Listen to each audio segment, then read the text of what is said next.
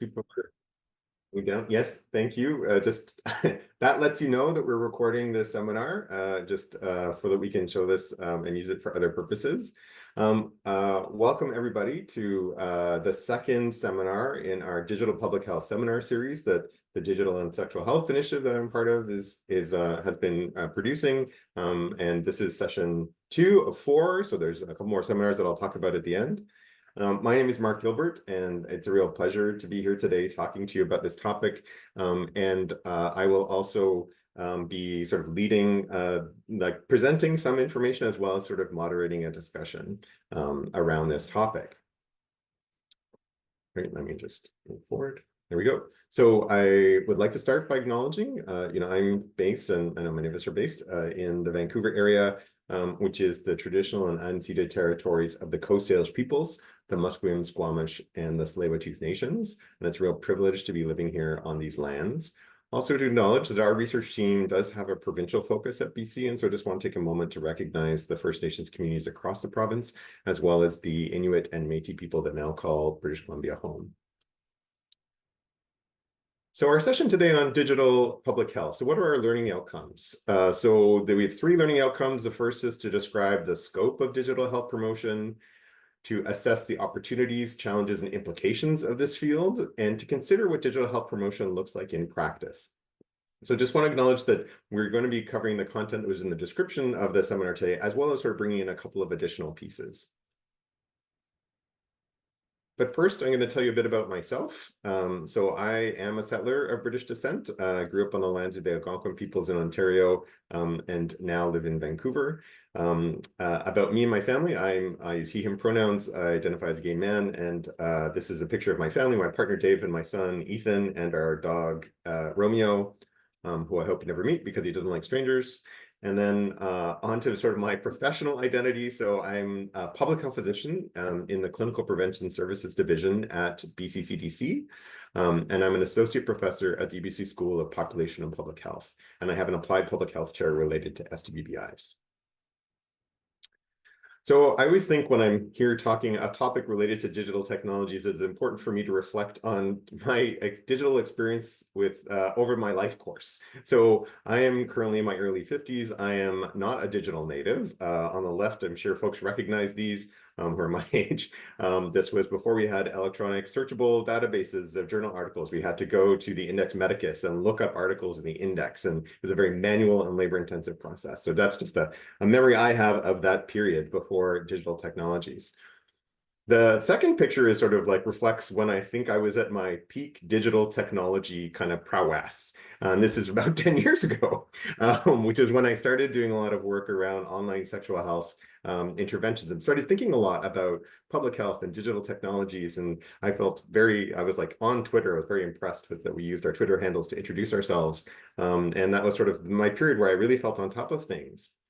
Now, on the right, I find myself in the period where probably folks identify with about being sometimes a little frustrated by new technologies, or feeling like I'm just not aware and I'm not cool enough to know what's going on. ChatGPT is one example of where I'm like, I really need to figure out how to use it more. And when I tried to use it yesterday, this is what I saw. And this just really, I felt, captured my frustration sometimes at new technologies that I feel. So to put this in context, and for those of you who are at our first seminar, we talked about really the whole driving reason behind this seminar series is recognizing the digital transformation of society over time. And this clearly is not taking place over millennia. This is taking place over years, or sometimes even shorter than years. We see these technological advancements, and we really see how prevalent and prevalent digital technologies are in society. So how come I'm here talking to you about this today? So I'm just going to put out there, I don't consider myself an expert in digital health promotion, and in part because this is a field that's not very well defined. And I think there's many relevant aspects and components of it. I think I have a general knowledge of the area. And my entry point into this comes from my work in developing online sexual health services, as well as work just thinking sort of academically around digital public health. The other thing to acknowledge, and my colleague Iyamu, who's on the call, and I worked recently on a book chapter related to digital health promotion. And so we did a review of the literature at the time, and that's also kind of informed our thinking. So it's both a combination of experience and literature that sort of is guiding the discussion today. So in the first seminar, we talked about digital public health writ large, and this is the CPHA definition or framework of public health. It includes a number of foundations and building blocks of public health. And today, we're going to be diving in on one aspect of public health, which is health promotion or digital health promotion. And to just explain to you briefly kind of what we'll be doing today, our session has two parts. So the first part is focused on the scope of digital health promotion. And then the second part is about digital health promotion in practice. So the first part will be me giving short presentations followed by some interactive exercises to kind of get some of the feel of what's in the group. And then we will have a 15-minute break. And then in the second part, this is where I have the privilege of talking to some of my colleagues working in the area of digital health promotion about their experience with this practical experience of what it means to be working in this field. And just to acknowledge that you can use the chat function anytime. Although as I say that, I realize I can't see the chat function. Maybe I will figure that out at some point, but Swathi, let me know if there's anything that's coming up in the chat. Yes. Okay. Oh, wait, there, I have it. Sorry, apologies. I should have had that set up, but now I can see it. All right. Okay. So please, at any point, if you have any thoughts or comments or questions, you can use the chat. We'll also use that during the interactive sessions as well. So let's move on into our first part, which is talking about the scope of digital health promotion. So I'm going to start with just two Slido polls. And if you give me a moment, I'm going to share the Slido poll with the information.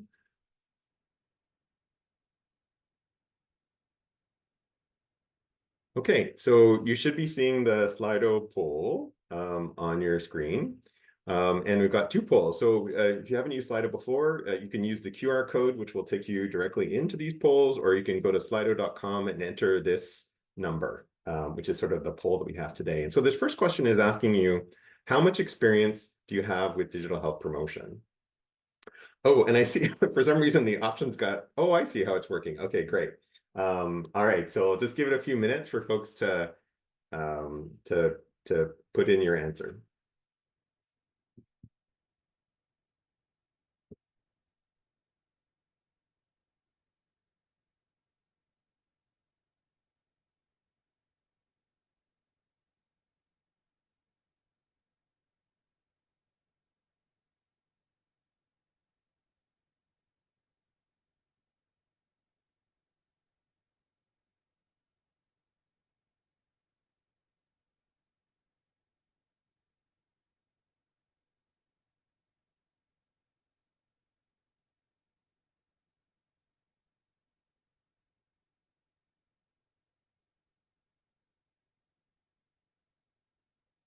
Okay. You're still seeing the poll? Yes, okay. All right. So okay, this is great. So we're getting a sense that there are quite the variation. We have some people that this is an entirely new kind of topic or a new area. Most folks have some experience or a little or some experience, and we have a couple folks who are kind of know quite a bit or have a lot of experience with health promotion. And so that's great. We've got a diverse range of experience, and so we'll have some different perspectives, I'm sure, that people can bring to our conversation. So I'll now just move to the second Slido poll. And that question is, it's a word cloud. So just what do you think of when you hear the term digital health promotion? Like, what's an example? What do you think it involves? Just what's sort of top of mind when you think about this? And it's okay because, you might be like, I don't know. That's why I'm here at this seminar. I'm just curious if you have an initial idea. Okay, seeing social media, technology, health apps, online information, gamification, educating the public, online tools, webinars, accessibility, use of electric devices, government ads about vaccines, innovation, digital health, technology, paid.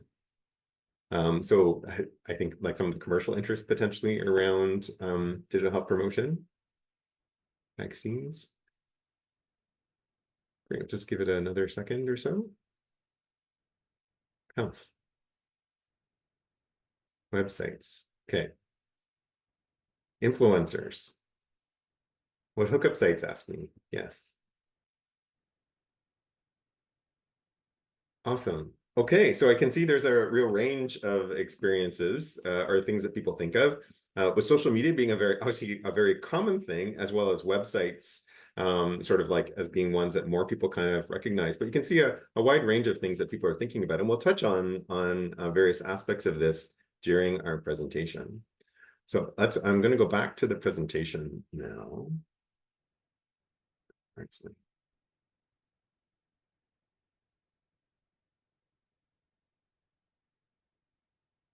Sorry, I appear to be having some problems.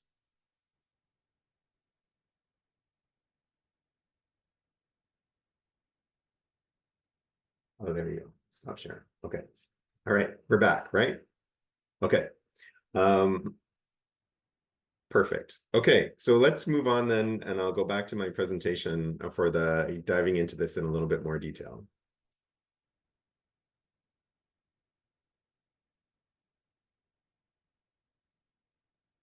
Okay. So first, let's talk about what is digital health promotion. And so I think, this is a common way people think about digital health promotion. It's really thinking about, well, let's think about what health promotion is, and then think about how digital technologies can be applied within the practice of health promotion. So as one example, like using the current definition from the World Health Organization, if we add in that piece about applying digital technologies, this is what it would look like. So it's the application of digital technologies to enable people to increase their control over and improve their health. It moves beyond a focus on individual behavior towards a wide range of social and environmental interventions. So this is really thinking about digital technologies as a tool that we can use in public health. So, the first section we're going to focus on, and this relates to what was in the Slido chat, people talked about things like websites or social media, and we're going to talk about campaigns and talk a bit about sort of the first main section and focus, which is individual behavior change, as sort of a fundamental component of health promotion. And there was a recent scoping review of digital health promotion and prevention interventions, and 85% of the papers that were reviewed were behavioral interventions that used, what we call informational education or informational and communicational technologies like websites and social media. And I think there's obviously very good reasons for this. As I mentioned, it's, pretty much a cornerstone of health promotion is that piece about behavior change. The other reasons are that, digital technologies offer a very wide reach. There's a potential to reach many people through these technologies. It's tailored. It can be tailored and personalized to an individual. And it's, I also like to think that in some ways that these are kind of achievable. Like these are not always easy by any means, but these are interventions by and large that public health can lead and can develop and control and implement, which is a bit different from some of the technology you might talk about, or some of the approaches you might talk about later in the presentation. So I'm just going to walk through some examples, and this is by no means an exhaustive list, and I'm sure people can think of other examples, and we can maybe bring those up a bit in the interactive session. But just to walk through some basic examples of the kinds of health promotion technologies that are used in this area of behavior. So this is an example of Smart Parent. And this is an SMS-based application. And so these are applications that use text messaging to provide health promotion services, and they can have a really wide reach because they don't necessarily require internet access. So Smart Parent is a prenatal education program where users receive 3 evidence-based texts per week that are tailored to their gestational age and preferences, and it's been shown to be acceptable and convenient. I'll just mention I'm trying to highlight more of some Canadian examples of digital health promotion. Also, the ones that I'm highlighting are ones where there has been some evidence demonstrating their effectiveness. So the next example is thinking about websites and web-based interventions. So obviously we're all very familiar with these. They support online health education, and they can or they may or may not have interactive components. This example that I'm showing here is an example of a web-based risk assessment tool. This is Alberta's HPV vaccine decision aid tool. And this supports decision-making about HPV immunization among older children, adults, and parents. Social media, which was a common thing that people talked about in the Slido, is obviously an important digital technology. I was looking yesterday for an example on Twitter, and I saw a post that referred to this post from the CDC as being the most effective social marketing campaign ever. So I will, obviously it must be true since I read it on Twitter, but here's an example that I quite liked from the Center for Disease Control around ticks and Lyme disease. And I think it's a good example because it also, as you can see at the bottom, is a way that health authorities or agencies can be interacting with people in this sort of social media space. I think people didn't like the fact that they were, being negative towards poppy seed muffins is what I understand is the concern. So moving on to talk about digital storytelling. So digital storytelling uses participatory and multimedia approaches. And I've seen examples of this, particularly in Indigenous communities in Canada, because it's really felt to influence wellness and resilience. And it's a way of like owning and telling your own stories. And this is an example from Winnipeg, which is, I think it's pronounced the Nishtam Niwipitan project, or the My First Teeth project. And this was a project where they developed oral health-related story videos with urban Indigenous parents. And this is an example of Kathy telling the story both as a parent and as a dental hygienist, and was able to sort of tell her story in a way that shared health information. Health-related apps, I think we know these are very well established, and it continues to grow as an area for health promotion intervention. Most of these provide tools for self-monitoring and self-management for a wide range of audiences. The example shown here is a Canadian example of the Crush the Crave. Both on the left is sort of the original, and then a more recent adaptation around vaping for younger folks. And these support smoking cessation, and they have things like customized quit plans, cravings tracking, digital awards, as well as sort of connections into social media. Next is gamification. So gamification was, I think I saw that as someone posted it in the Slido. So gamification is really the idea about using game-like elements to motivate and encourage people in non-game contexts. So common elements include mechanics like points, levels, leaderboards, challenges, ability to customize, and sort of feedback. This is a bit of an older example now, but one that we're aware of. This was an example from Fraser Health Authority in British Columbia, where they gamified live play, which some of you might know as being when you go to a movie, and before the movie, you have this sort of like interaction tool where you can vote with your phones and see how people do in the audience. And so they worked with the local chain to have a live action that was related to STI testing. And so just as one example of gamification and some of the also creative ways that people can think about using platforms for health promotion.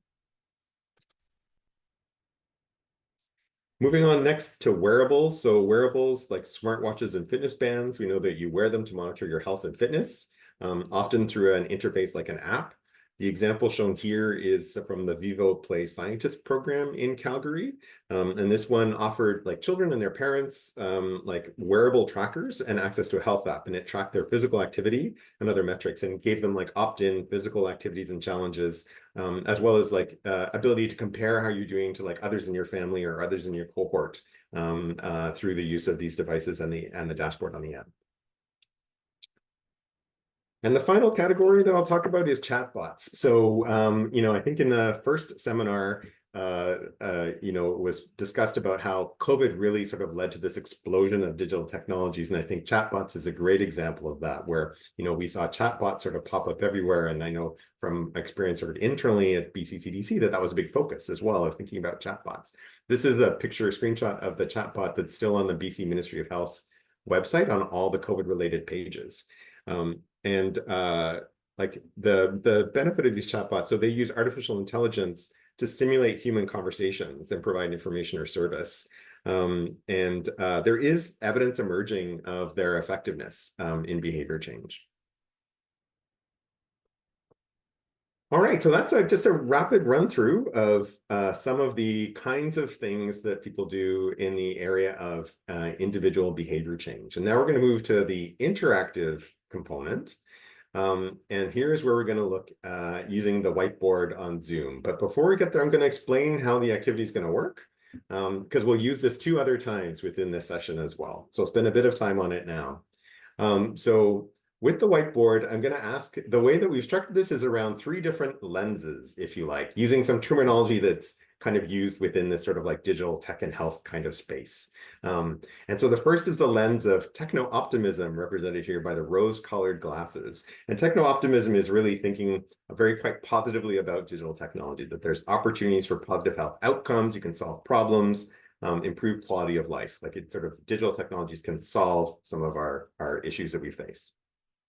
So here, just if you have any reflections from what we've talked about that you think are like ideas or benefits or opportunities or so that positive thinking about the technology for digital health promotion, then that would kind of fall in this category. The second lens is techno-skepticism. My son saw this presentation yesterday and told me I was very cringe for using an emoji, but I'm using it anyway. To have a sunglass, here the emoji of kind of like the skeptical and, trying to think about, being skeptical about digital technologies. And here, techno-skepticism is sort of that idea of being cautious or critical or in your stance about thinking about digital health promotion, and being quite concerned about the negative impacts of technology. So here, your reflections might relate to some of the risks and the challenges or pitfalls that you've been thinking about as we've talked about these different kinds of services and interventions. And then finally, techno-realism. So techno-realism is kind of like the midway between the two. It's sort of recognizing that there's benefits and risks of digital technologies. And it's really about being pragmatic and thinking about what's the pragmatic approach that we can take and how do we move forward, in the space that we're in with this digital technology. So for here, any reflections you have that are sort of more forward thinking. It's like, what are some of the things we need to do? What are some of the questions that you have about what we need to do? What are some of the needs or resources that we need to kind of move forward? And that would be captured under this techno-realism, or sort of like, how do we, as the image shows, like, how do we think a bit more clearly about, where do we go next and what do we do? So with that, I am going to start the whiteboard. I'll stop share. And give me a moment.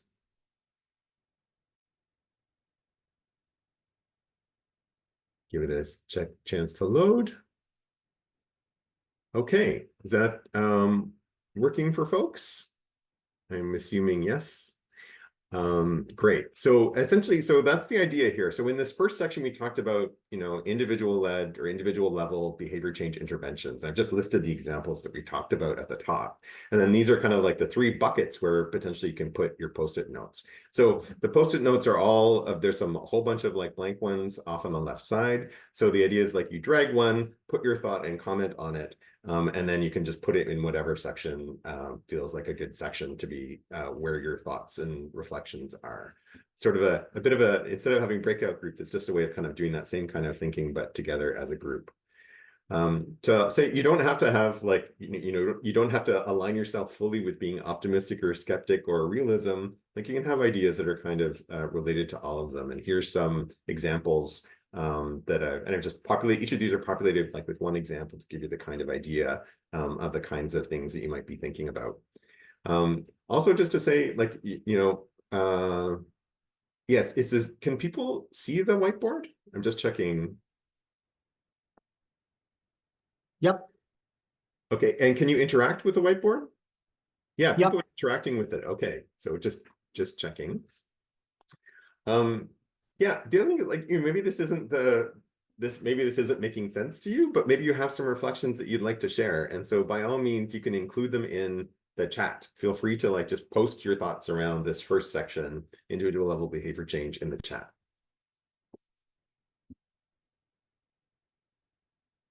I'm going to give it a few moments and then come back to it.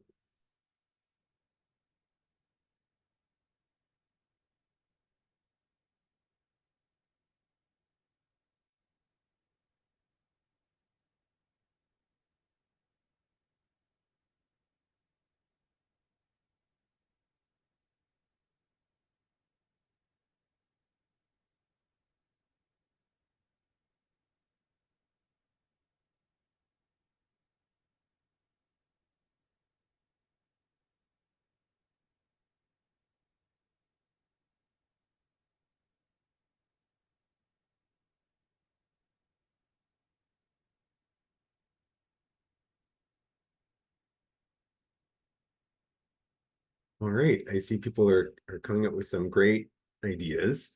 And I'm going to, I think I can read most of them. Yes, there we go. I just opened one that I had trouble reading. Great. Okay. Yeah, feel free to put them anywhere. They don't have to fit in the box. Don't worry about that. That's totally fine. So seeing like some of the thoughts that people are having around sort of on the positive side. So my thought was like SMSs are still good because it's a low-tech option and not everyone has a smartphone or access to the internet. That these kinds of interventions, if people have the knowledge, then that will lead to them making behavioral changes, the reach being huge to a huge audience. And that leading to sort of a cost-effective nature of doing this work and the potential to reach a wide population. Let's see, younger generation comfortable. So it's a great way to engage them. Yes, exactly. Like, so youth being really important here. Moving on to thinking about some of the techno-skepticism, or what are some of the things we have to think about? So yes, barriers to equitable access to digital tools. How do we ensure that this is accessible to folks who don't have internet services, like the elderly and the newcomers? Yes. Digital literacy is a challenge, as well as digital access, as I see there as well. So thinking about those digital determinants of health that were also talked about in the first seminar series. Too many new things to learn. So actually, like as a practitioner, there's just too much to stay on top of and too much to go with. And that relates also to the pace of technological change. It is, they kind of go hand in hand. Misinformation being a huge one, and we'll touch base a little bit on that later. Security issues, regulations about health messaging. Yes, regulations are like something to be thinking about. We'll touch base on that as well later. Creating the false sense that we are creating effective and valuable interventions when we're not. I think that's an interesting one about sort of like sort of making it seem as though, or like we're just focusing solely on these interventions and sort of creating that they're effective. I think maybe that also relates a little bit to what I saw in the technical realism about evidence, right? So it's also about like the evidence of these interventions. Are they effective? And what does that look like? Moving on to techno-realism. So yes, so if we're moving forward, we should be thinking about how to make them accessible to everyone as best we can, acknowledging some of the limitations that we have. That individual behavior change is good, but we also have to think about that in combination with in-person. So we shouldn't be replacing our in-person interventions with digital interventions. This is the future. It's true. This is part of that pragmatic nature. Like this is going to be more part of health than every other aspect of life. How do we adapt the resources for different populations, for example, by age? So thinking more now about the like what's needed for younger folks versus older folks or different segments of the population. E-health literacy, which I see embedded in there as well. Great. So I'm seeing cybersecurity training. Yes, these are some of the kinds of things that are needed to go forward in this area around the individual-led behavior change. That's really, really great. Any last thoughts? Just give a moment in case anyone wants to add something else or put something in the chat. I think this is really demonstrating for me that a lot of what we're talking about today are things that people are already kind of thinking about. So that's really great. And I'm picking up some new ideas of this as well. No one reads something anymore, so I can't read that piece, but yeah, I'm sure that that's related to sort of, again, sort of this notion of technology and, who may not be using it or so on. No one likes paper. Okay. That's definitely true now as we sort of get rid of all of our textbooks and file folders full of papers. Great. Thanks, John Mark.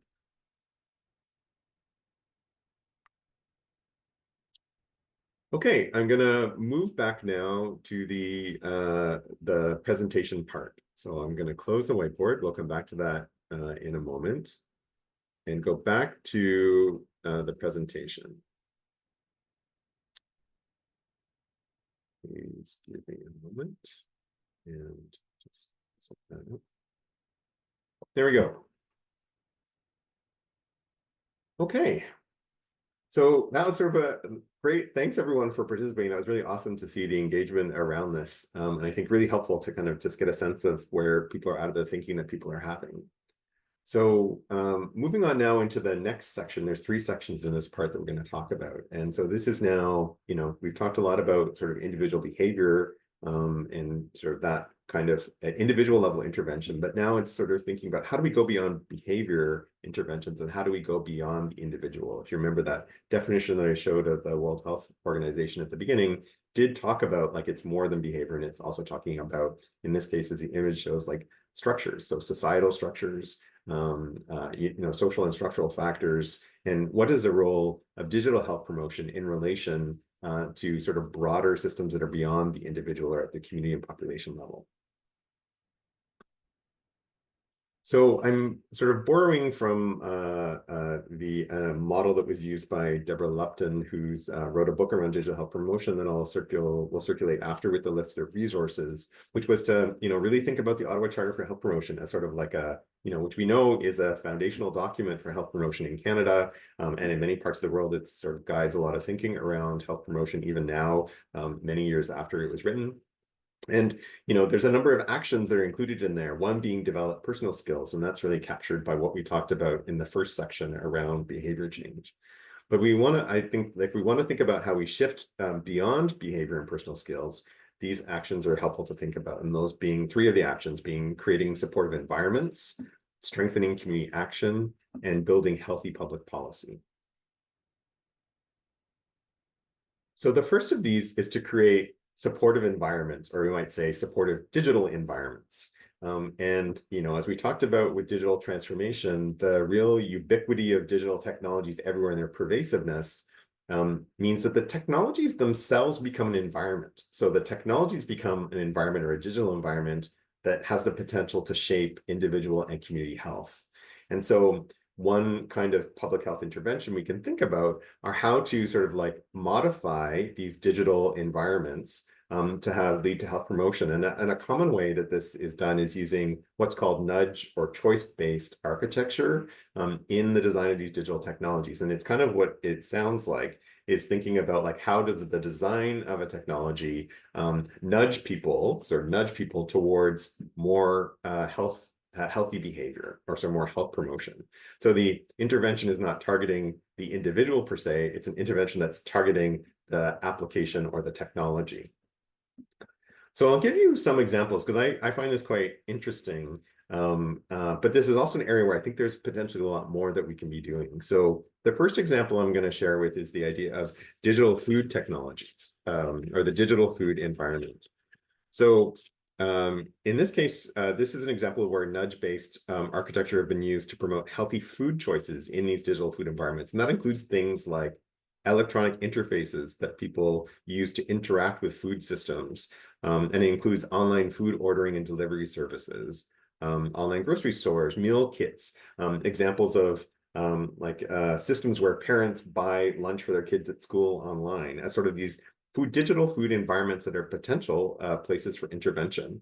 So this is showing one example of the idea of, in this case, what it's demonstrating is someone who's in a grocery store, they're using their phone to scan a product to find more information about the product. But the app, as it shows here, is sort of saying, maybe you want to try the whole wheat bread instead of the white bread because it's more nutritious. And that's kind of like a nudge towards more health promoting behavior. And that's there has been evidence demonstrating that that these can be effective in promoting healthier food choices or reducing fat and salt intake through these kinds of interventions.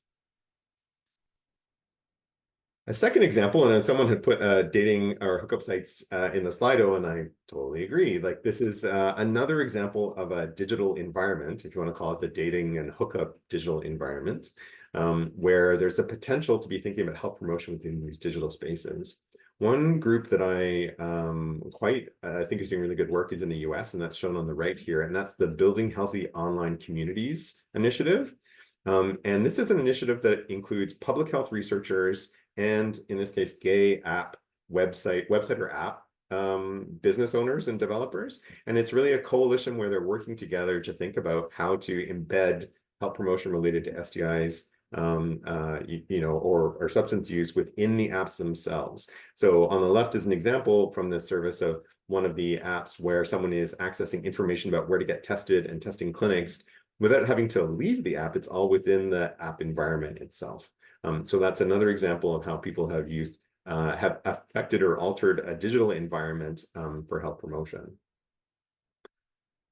A final example is transportation, or thinking about digital transportation environments. And this is an example of Lyft and I think other ride-sharing apps who did similar kinds of things. And this is like during COVID, many of these apps made changes that were really about promoting, COVID safety, for example, and were based on CDC guidelines that were for use of ride shares, mostly with a focus on the passenger, I think, compared to the business. But still, it was like informed by public health, and they were embedded within the app. So examples like on the right, the image is showing a health safety commitment that people needed to sort of, agree to. And that was both the passengers and the drivers. So that was sort of that commitment. There was also the ability to customize the app to have your ride preferences. So for example, like opening windows or leaving front seat empty, that kind of thing. So these were the ways in which the digital environment was changed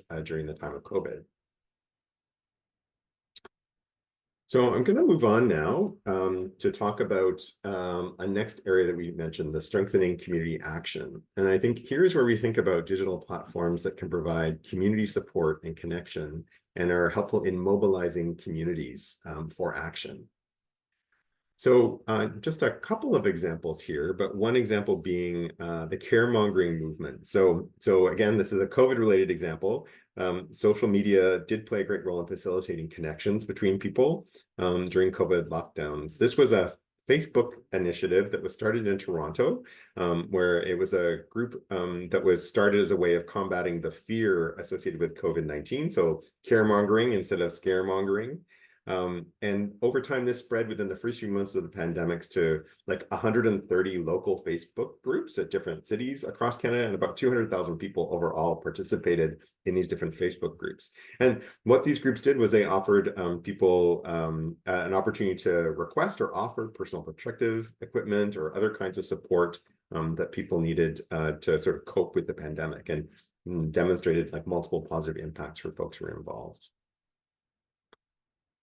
Another example, and hopefully folks might have some other examples that aren't related to COVID that they want to share in the interactive section, is Vaccine Hunters, which I'm sure many of us remember, which was a community-driven, nonprofit kind of movement, which sort of coalesced around the ideas of really helping people to access vaccines in their community. And it was a volunteer-driven, people were actually, they had a team of people who hunted where to go and find vaccines, what clinics were open, when something is now open. This was at a time when there's a lot of pressure and demand for vaccines. And so that's another example of using a digital technology in a way that mobilizes communities for action. Finally, just to talk about then building healthy public policy in a couple places in the Slido, and I think in the last interactive exercises, people talked about regulation. And regulation is a really important part to think about in digital health promotion. It includes sort of thinking about health in all policies. Health, sorry, I got distracted by your fetish comment, Francisco. So thanks for that.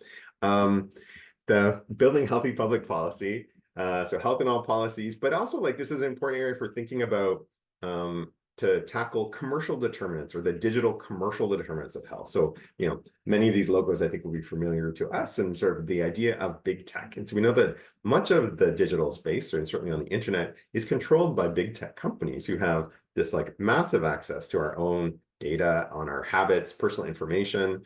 And we know that these are motivated by profit, right? So they're not there to sort of like think about the health of people, they're there for profit. And so we know that those are really influential actually on the health of people. So this is an area where there's a lot of focus in thinking about regulation. I'll go back to the presentation. Sorry for my dog that's barking in the background, if you can hear him. Like one example, and I think like, some of us have been kind of thinking about this area of digital public health for quite some time, but really in the last year and a half, there's been this like incredible interest in thinking about digital public health, in part that's been spurred by, the introduction of generative AI and thinking of, yes, thanks, Francisco, that is Romeo. Of generative AI. And now there's sort of this sort of feeling of like catch up of like, we need to like think about regulatory approaches to generative AI because of its impact on health. And this is one example from last October. The World Health Organization released a report on these key regulatory considerations for AI in health, sort of covering areas such as documentation and transparency, like how they're validated, how data is protected, and who's involved in developing these. And this is a resource that was developed for use by a broad audience, including developers, regulators, and policymakers, as well as health practitioners. So there's an example of a regulatory or policy-based approach when thinking about health promotion. This is also, as people have mentioned misinformation and disinformation, and this is obviously a really important thing to be thinking about in the area of digital health promotion. And this is another example where there have been attempts through regulation or policy to sort of like force some of the big tech companies to be sort of like thinking about how they handle information. And this became particularly important during COVID with a lot of the misinformation that was spread, on some of these social media or other platforms. Okay, so that's sort of the second section. So that's, again, just thinking about it, it's like the idea of like going beyond the individual. Let's move over to the whiteboard itself. Share. I'm glad I gave you all the caveat that I don't feel tech savvy anymore. So I feel okay about being delayed in some of these things.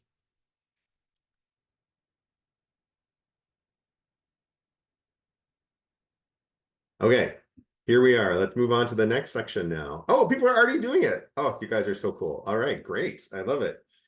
So we have some things to talk about. So here, again, we're talking about creating supportive digital environments, strengthening community action, and building healthy public policy. And again, sort of thinking about these, positively, negatively, and realistically. So I'll just give a few moments for folks who, might have some other thoughts they want to add.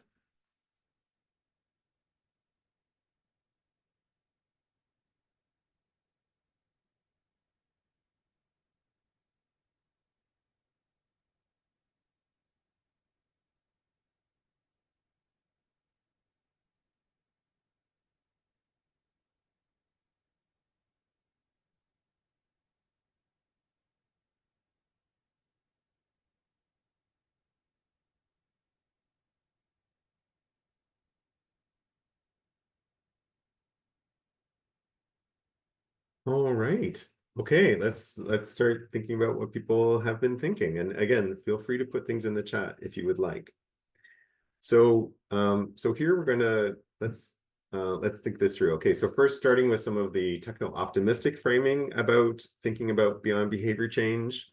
I like the post-it note about their opportunities for finally moving upstream. And yes, I think it's really important to think about digital technologies and being able to move upstream in some of the ways that we talked about, like thinking about determinants of health. And we'll talk a bit more actually about that in the next section as well. Some other examples, I put the idea of online library. I was really struggling to think of an example, but I like the idea of the online grocery shopping apps, or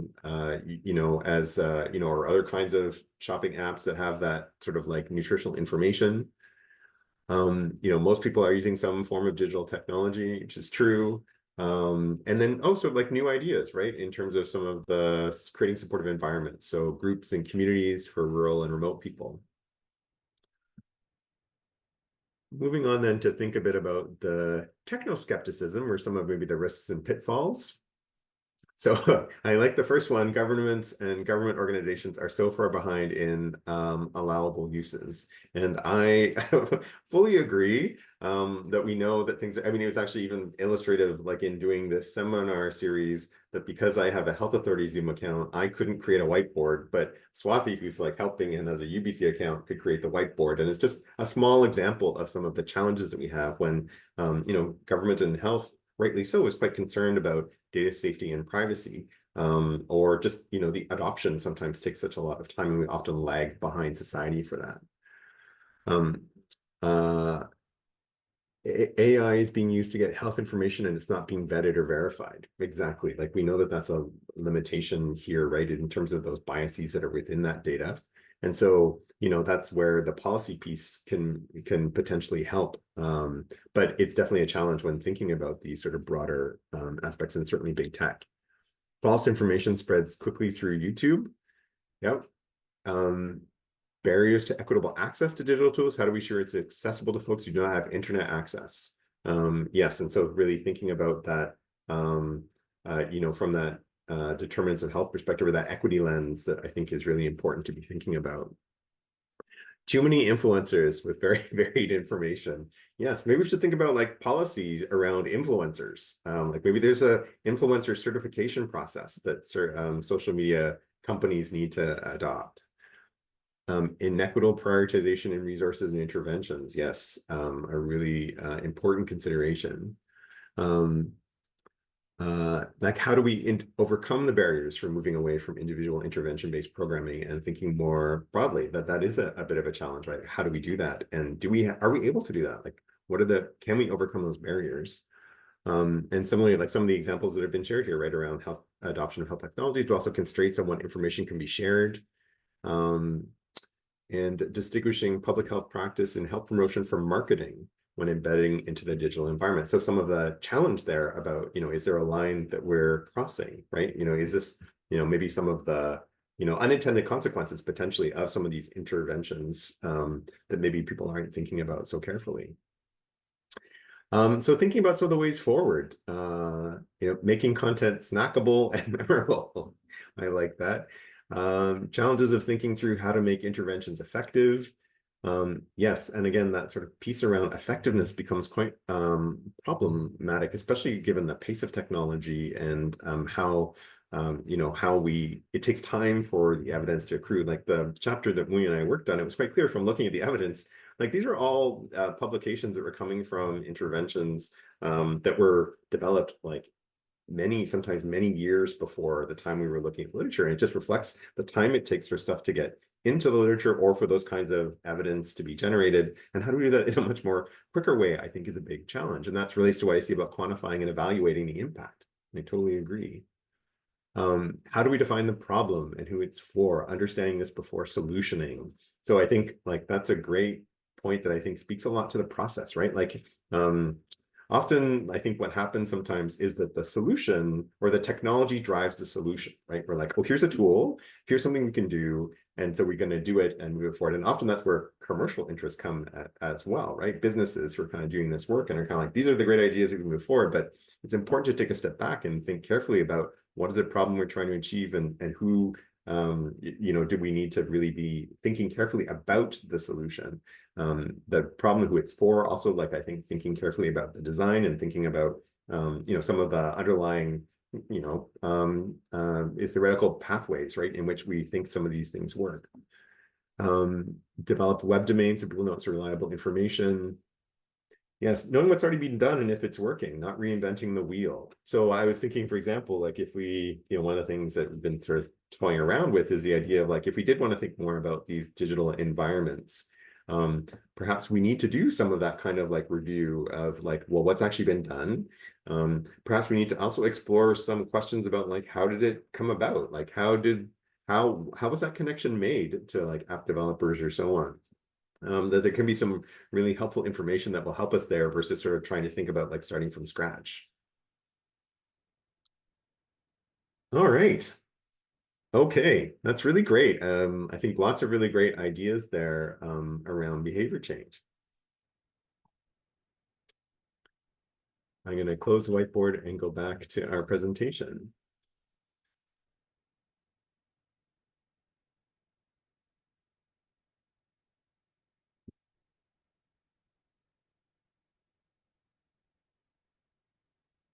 All right. So now moving on into our third section. So if you feel that we've already stop, I don't want to hear any more about digital health promotion, it's already too much of the things that I need to think about or we could possibly be doing. Well, let me introduce you to section 3, which is about, can we further extend the scope of digital health promotion from what we've been talking about so far? And I've got a couple of areas, and these are, these what I would say are a little bit more kind of like our current reflections on this, and certainly welcome the thoughts of folks in the room about whether you agree with these or whether there's other ways that you can think about extending the scope of digital health promotion. So first, sorry, I'm just gonna move my toolbar, there we go. So first, let's talk about the health impacts of digital transformation. We've talked a little bit about this, some of the regulation around AI or social media is related in part to avoiding potential harms. But if you were there at the first seminar, one of the presenters did talk quite a bit about sort of like relationships, for example, as shown here between child and youth use of digital media and how that can be correlated with a number of health outcomes. It's sort of one example. And, I'm a parent who struggles daily around iPad, and I'm definitely on the side of like not being good at controlling. So it's obviously very important for me. So that resonates with me. But there are other ways that we can think about preventing harms and injuries from digital technologies. So one example is thinking about, we know that social media has harms. And so this is one example. This was TikTok had this NyQuil chicken challenge. I think it was a couple of years ago now. But this was one where the challenge was to cook chicken in NyQuil, like in a bottle of NyQuil, and then to cook it and eat it. I've never tasted it. I don't know how delicious this is. I can't imagine it's delicious, but apparently this was a challenge. And so this led to, people actually having problems with like eating this chicken. And so, it's an example of where the really importance of thinking about well, this is an example, I think, of like really reflecting that there are very current things and active things going on that can potentially have harms, and sort of how do we sort of stay on top of those being a key question. Another example is sort of thinking about vehicle-related injuries. I mean, the cartoon on the left is a bit crazy, but I did like it because it captured a bunch of stuff. So one example is around distraction in the physical environment. So the what's on the right, I don't know if folks are like totally get what this is.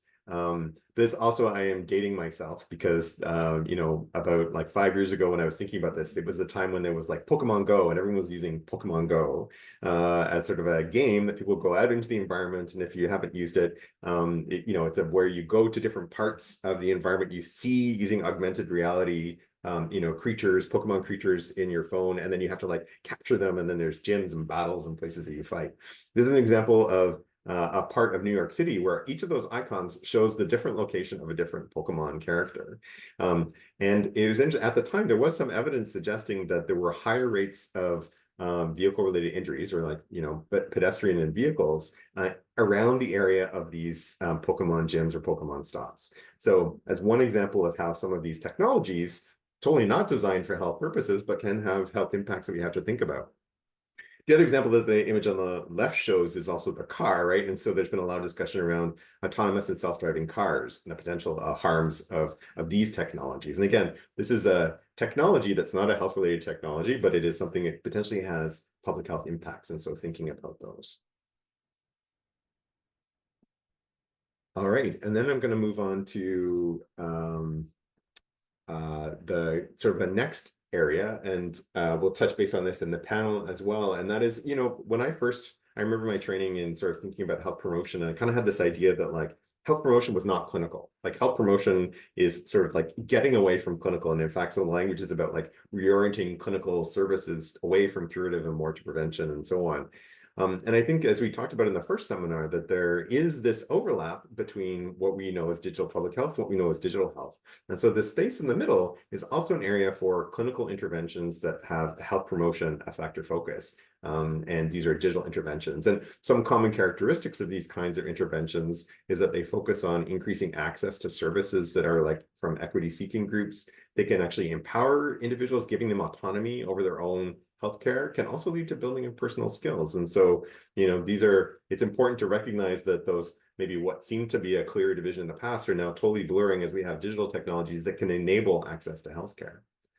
And one example of this, which we'll also probably touch base on later in the panel, is an example of a program that I and actually many people on this call have been involved with.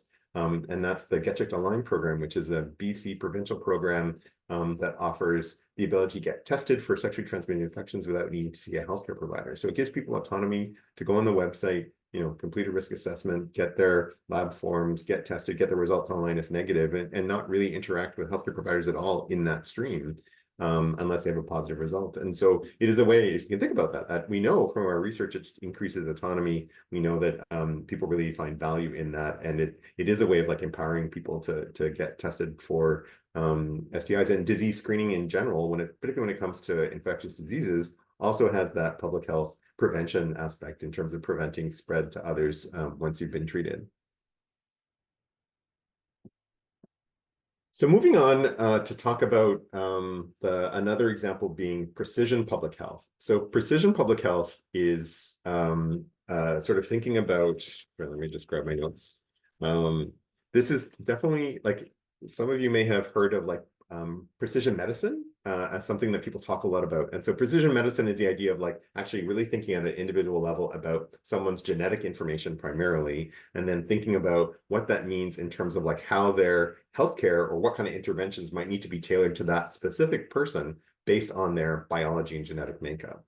But there's an analogous concept, which is precision public health. And it's an area of rapid growth. And this is the combination of big data and artificial intelligence that then can enable targeting of health promotion interventions through the use of this big data. I'll give you two examples of that. So one example is social media analytics. So again, another COVID-related example, and this is actually a paper from colleagues at the BC Centre for Disease Control, which was, where researchers, largely this has been at the stage of research, but is now probably poised to where this could become more practice, have used like natural language processing to analyze sort of the expressed sentiments, whether they're positive or negative, in social media posts on Twitter. And these were like related to COVID-19. So it's really classifying these as like, are they positive or negative? Like, for example, pro-vaccine, anti-vaccine. And they found, real differences in trends, both regionally in Canada, as well as over time during the pandemic. And so, this suggests that this kind of approach could actually inform more real-time decision-making about how to target, educational campaigns or interventions on the basis of what we're able to get from this analysis of big social media data sets. But potentially is a tool that would be helpful in sort of future pandemics or future similar kind of like major catastrophes.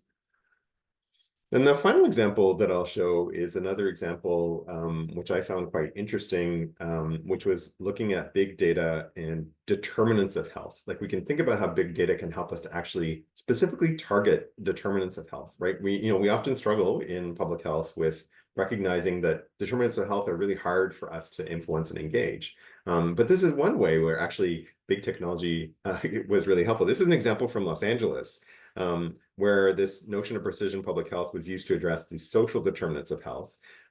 This was a project where they used a number of municipal data sources in Los Angeles and used those different data sources to predict someone's risk of homelessness, and then led to actually individual outreach to folks with a higher risk of homelessness to offer support and intervention and housing before that person became unhoused. And the evaluation of this has been quite positive in terms of like thinking about how we can really target at a determinants of health basis, some of the kinds of interventions that we might want to do. All right, so with that, I'm going to turn us over to the last whiteboard exercise. Oh, wait. Oh, sorry, that was me. Oh, no, I did do the right thing. Okay.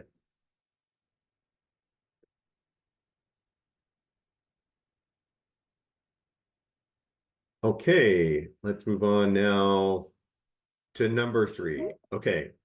So this is,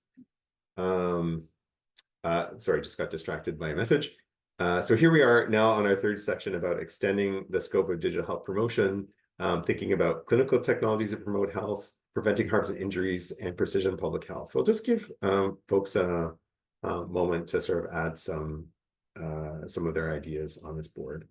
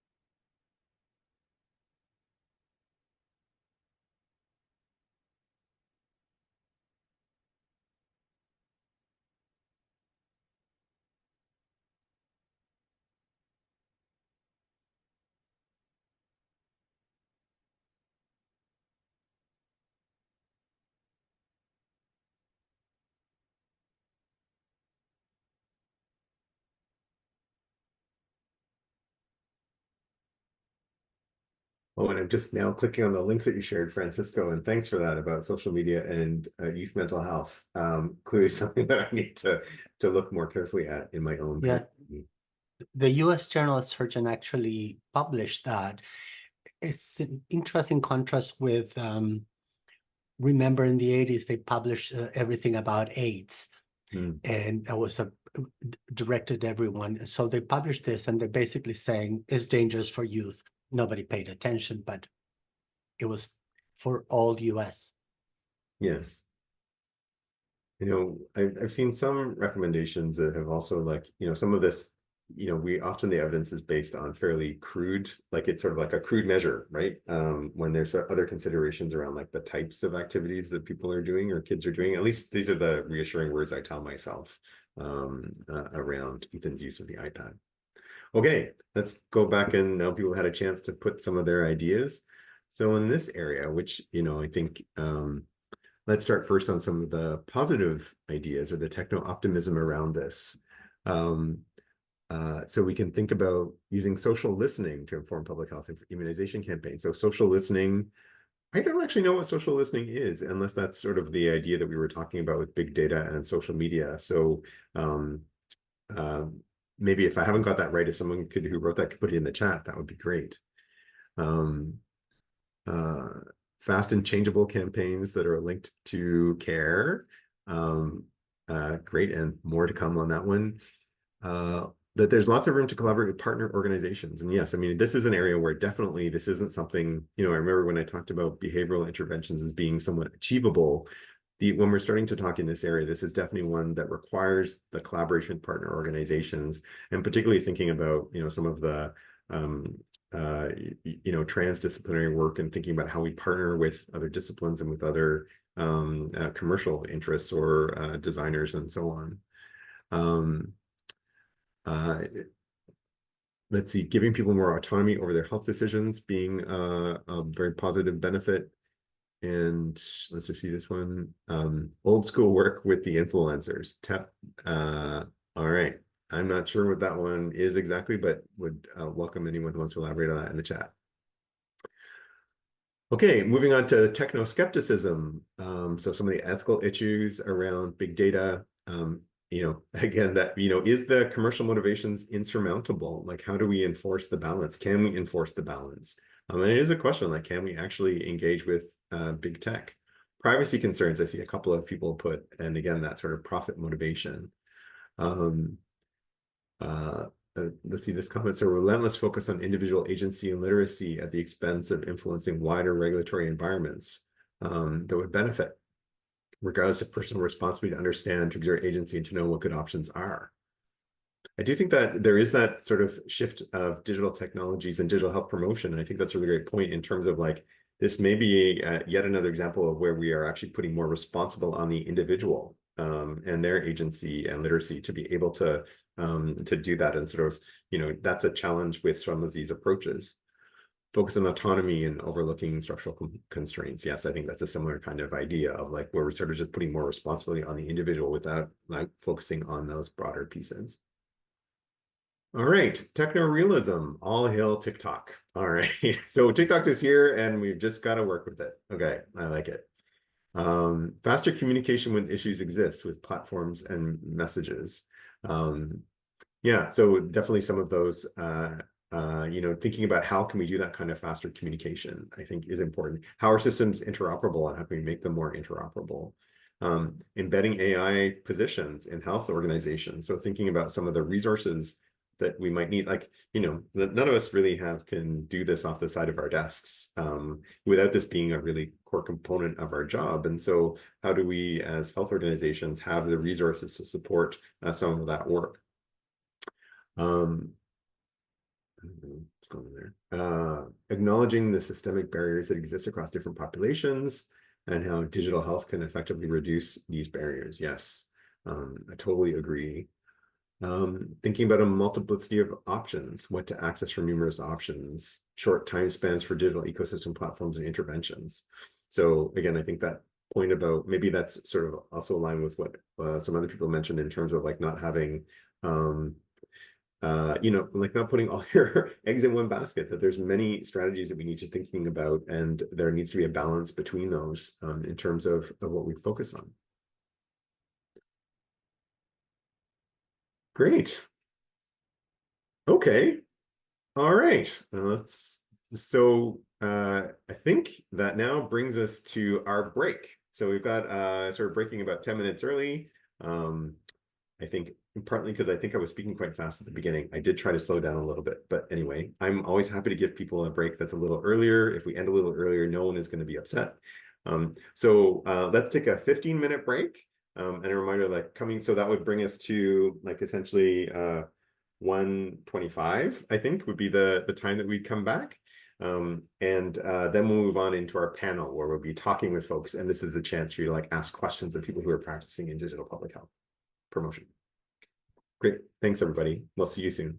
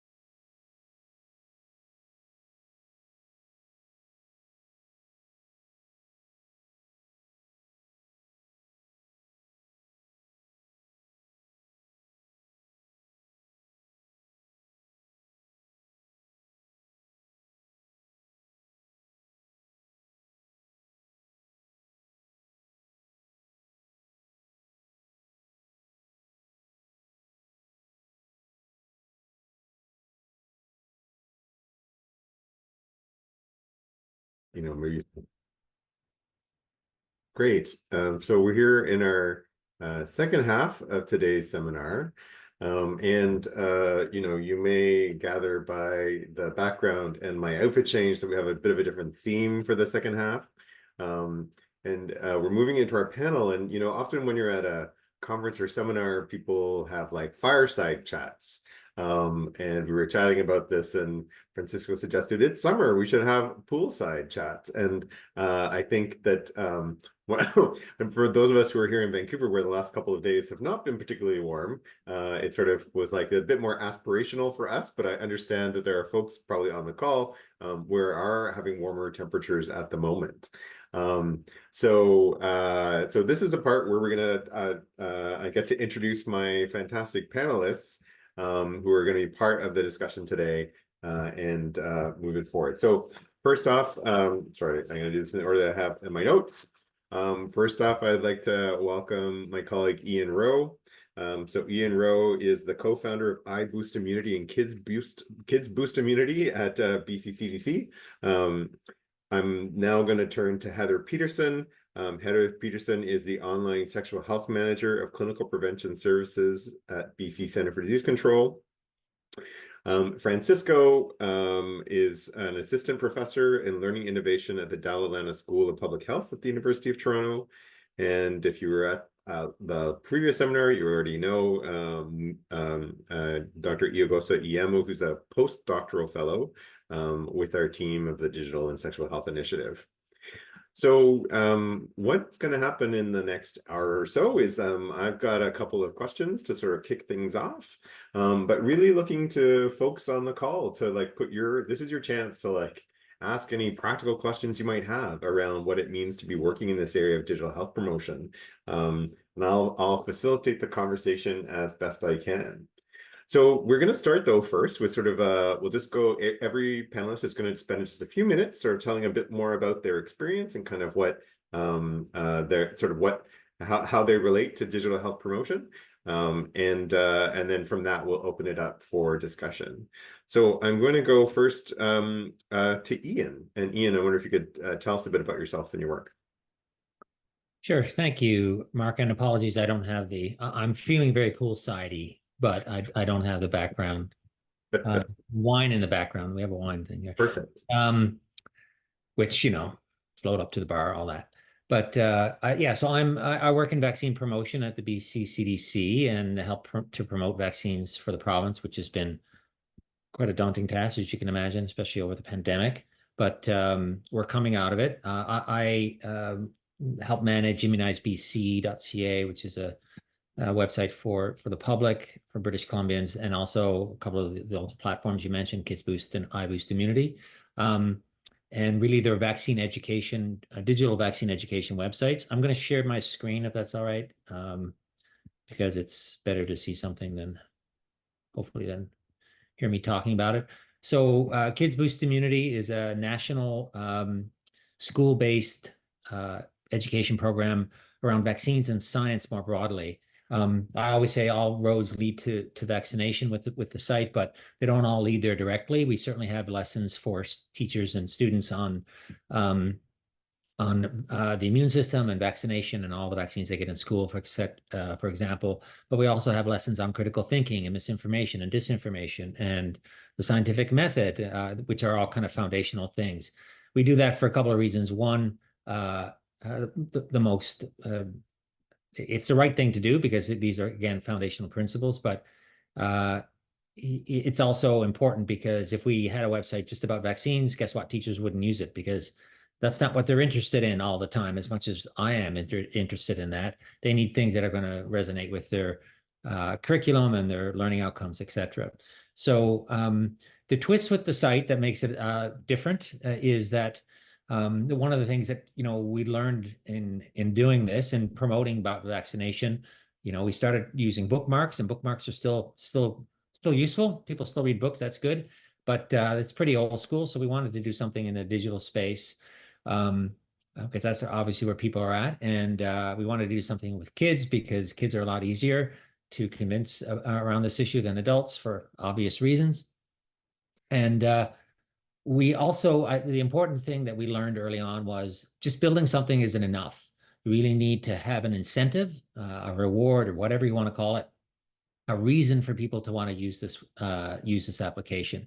For us, and you can get into gamification and things like that. This is not a game, but it has elements of gamification. And the reward for us early on with our iBoost Immunity application, Mark had mentioned it earlier, was people have you can gain points and things like that. We did have that, and we had prizes you could win, but that really fell flat pretty quickly because guess what? People have enough T-shirts and water bottles. They don't need any more of that crap.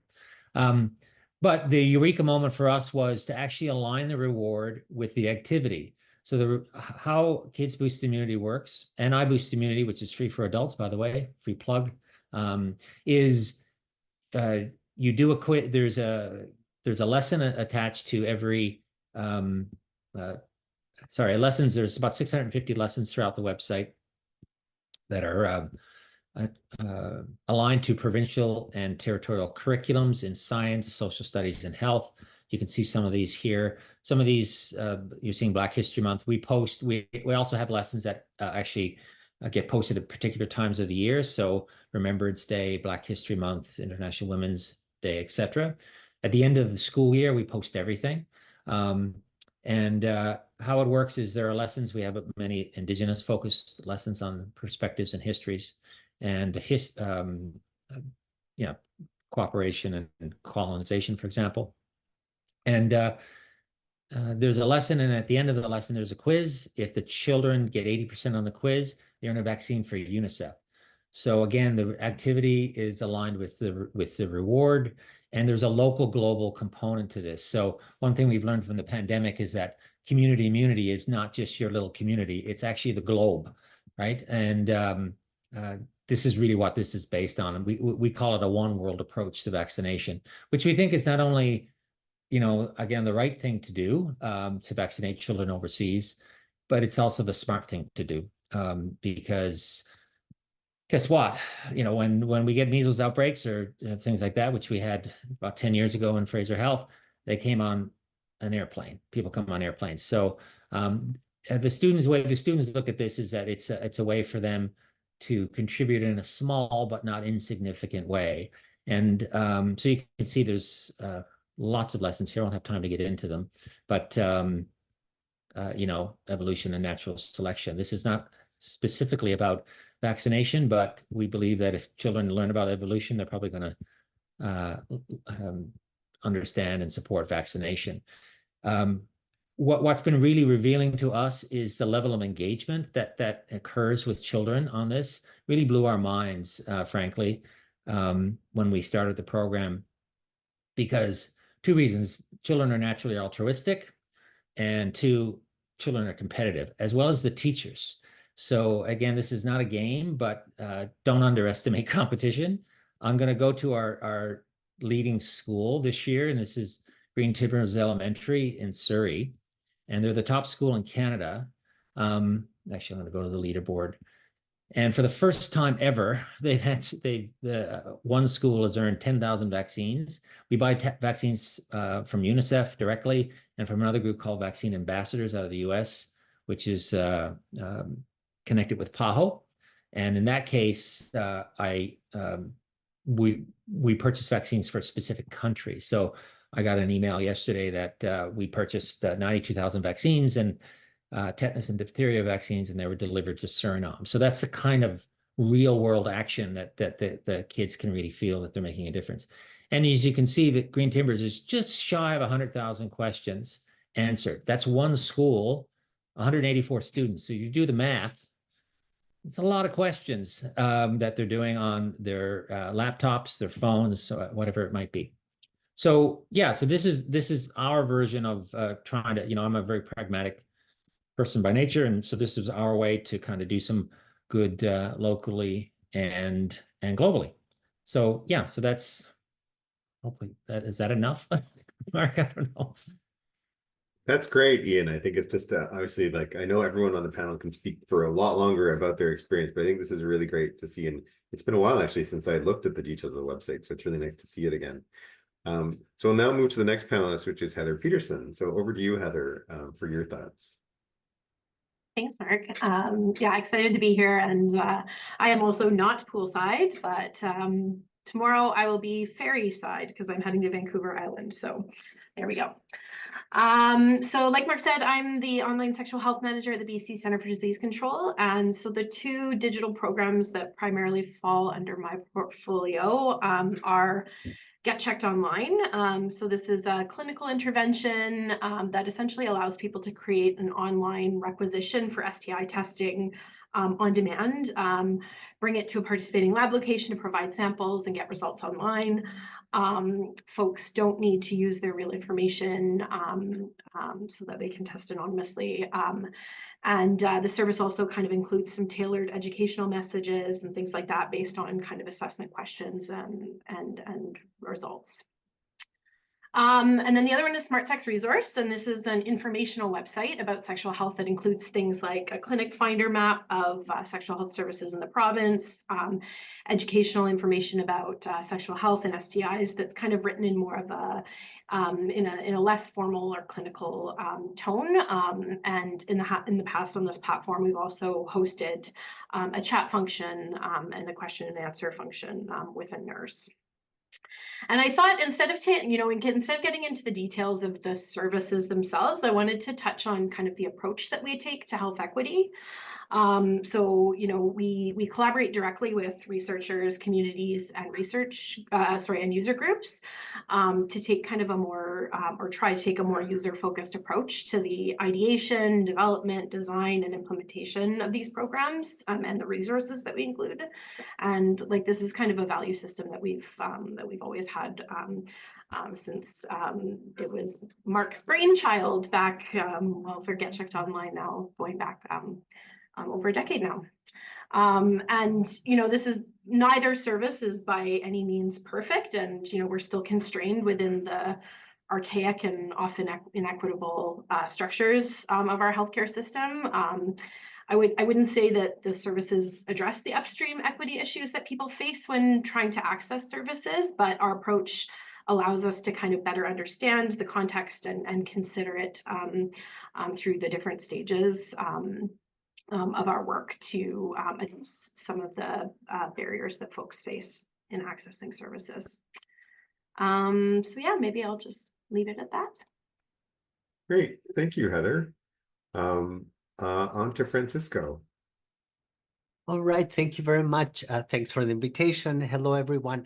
So my background from where I intend to tell you a couple of things very quickly is as a teacher. I teach at the Dalla. I've been a teacher since I came from Chile in 1980. Was a high school teacher. So learning is very important for me. And I think is key, one of the key points of any health promotion. We want people to learn the lessons, right? The other kind of vantage point where I'm coming from is as a researcher, we've been doing some research on rehabilitation, telecoaching, and people living with HIV. And to discover a number of things, I've just to give you a very quick preview because I'm writing the paper. We called all the different themes of the experience of folks living with HIV online under 4 words, the 4 C's. Cost, which is self-evident. Some people do have the money, some don't. Convenience, and that means, access, but also means, making people making the right conditions so people can access all these beautiful digital things that we have online. Comfort is in one sentence, the absence of stigma, right? And you can interpret that in many ways for other sites and for other digital tools that still seem to not honor gender diverse people, neurodiverse people, and all that. So very important that the comfort is there, and care, which is the unequal, very uneven access to basic universal Canadian healthcare. So those are the 4 things that are coming up in our research. And lastly, but not least, is my experience, my greatest claim to fame, folks. Here we go. As a person with HIV now almost 40 years, always in the Canadian context, who've been, health promotion was done by the physician who told me that I should not fuck anybody or be fucked by anybody without a condom in the 1980s to now. And what is interesting for me, and I'm not a practical person, I come from philosophy of education at Simon Fraser University. Go and burn that place on top of the mountain if you need to. So it's 3 philosophical ideas. One is the speed at which we're using health promotion is huge, right? We want people to absorb quick things fast, to make decisions fast, to nudge them fast, all of that. And there's no stopping, right? It's very difficult to stop that. The second one is the lack of attention. We know there is an epidemic bigger than many other epidemics we have, which is the lack of attention. Our attention, or mine, maybe I'm just talking about me, is like that of a bird. I get distracted easily, but I think it's happening with generations. And the third one is we still work in the neoliberal context. So a lot of our ideas are very liberal, but we also have to work with folks who preferred authoritarian, forms of health promotion. They expect to be given commands and rules, and I think we should not neglect that. Thank you. Thank you, Francisco. And then last but not least, I'll turn it over to Mui. Well, thank you. And it's a pleasure to be here. I will talk today a little about some of the work I have been doing, both as a researcher with the Clinical Prevention Services unit of the BC CDC, but also in my role serving on the board of the Public Health Association of BC. And sort of getting at some of the points Mark was talking about in terms of extending the role of digital health promotion into the idea of healthy public policy, and reflecting on some of the work we have done to try to influence public policy around AI and its use in general context, but also thinking very critically about its impact on public health. And so over the last 2 years, we've been having conversations amongst researchers, practitioners in BC around what the implications of AI might have for public health. And in June of 2022, there was a proposed bill C-27, called the Digital Charter Implementation Act. I can drop a link to the proposed bill in the chat. This bill has 3 main enactments. First, it seeks to enact consumer privacy protection. So it sort of helps to reinforce some of the previous bills around CPPA, but then it seems to aim to replace the Personal Information Privacy Electronic Documents Act, PIPEDA, which is probably well known. So this proposed in 2022 seeks to enforce some laws more stringently. So rather than just naming and shaming companies that probably misuse public personal information, they seek to empower a tribunal to be able to enforce monetary penalties to organizations that misuse documents, and in fact also ensure criminal action if monetary penalties are not sufficient. But specifically, we were hoping to create advocacy around Artificial Intelligence and Data Act, which is the third part of that digital charter. The idea for us was that we need to be considering health in all policies, and we realized that with the implementation of the Artificial Intelligence Data Act, which seeks to govern interprovincial trade around AI technologies, how we use AI technologies, how we think about the impact of AI technologies on individuals. The Act in its current form recognizes individual harms that these technologies might have on people, but seeks to really address some of the larger organizations and the larger implementations of these technologies, rather than just on a general level thinking about what these technologies might do, whether they are big or small, on different populations. So really thinking about that equity perspective and how AI technologies, if implemented by private bodies, even if it's a small technology, can have grave impacts on small populations, for example, indigenous populations, migrant populations, which may not be considered very large, but still have significant impacts within the population. So we made a number of recommendations as the Public Health Association of BC, in collaboration with public health practitioners in BC and researchers across the country, actually, trying to call attention to the public health impacts of AI technologies and the Act in itself. I think the organizing framework for us here is that we need to be recognizing that there needs to be health considerations in all public policy. So that's healthy public policy perspective. We recognize that health is not merely the product of what we do within the health sector. So not only at the individual phase, but a lot of programs that exist outside of the health sector. So I will just highlight a few of the recommendations that we made. We made 10 recommendations.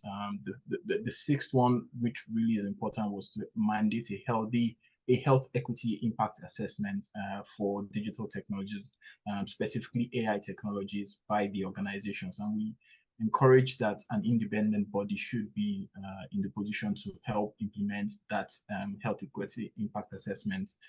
The idea here is that we need to be thinking not only about the direct impact these AI technologies can have on health in terms of how the technologies are implemented, so their normal functions or the intended functions, but also to think about the unintended and unanticipated impacts that these technologies can have on health and population health, generally speaking. I think the ninth recommendation we also made was around the idea that we need to enable the Artificial Intelligence and Data Commissioner to monitor the implications of these technologies on public and population health. So mandating regular review of these technologies from a population health impact level. So not just at the start of the implementation of the program, but also routine monitoring. And I think it gets to some of the points I've seen in the chat around only now realizing that social media has somewhat influenced our ability to have long attention spans, being now used to short form media, or also reinforcing the idea of social isolation with social media. This is now realizations we're having probably 10, 12 years after these technologies were implemented. So trying to be more proactive in thinking about how we monitor at an early basis, on an ongoing basis, what these impacts or what the impact of these AI technologies can have on our health. I'll just reflect finally on a few things I have learned being part of this process. So I come from a health background. I trained as a physician. My doctorate is in public health. So I really know, I would like to think I know public health, but being involved in this process reflected how there was so much to learn. If we need to think about the potential impacts of AI in population health, I probably need to know about these technologies, know how they are trained, understand how they are developed, understand how they are deployed. And so just learning a lot about these different perspectives was quite challenging, and it gets to the point around digital competencies. In some of the other work I lead at the BCCDC, we're trying to understand what modern digital competencies we might need for public health function, and realizing the idea of the T-shaped individual is one that is really important. We have depth of knowledge in public health, but we probably need to spread our arms to understand at the very least how some technologies work, how to use this technology. We had discussions currently about social listening. This is a pillar of the WHO's infodemic management system, thinking about how we start with social listening, understand what the population is saying about specific health issues, what they're also not saying about specific health issues, what their emotions are, and then designing health communication interventions based on the information that we have. But there's so much more that goes into it. In our conversations last week, we talked about how digital media and exposure to digital media influences youth and adolescents' dietary habits in a dose-dependent manner. But we found that even when we present health communication or healthy eating advice through social media, it didn't have the same effect. And that gets to the point around skills for content creation.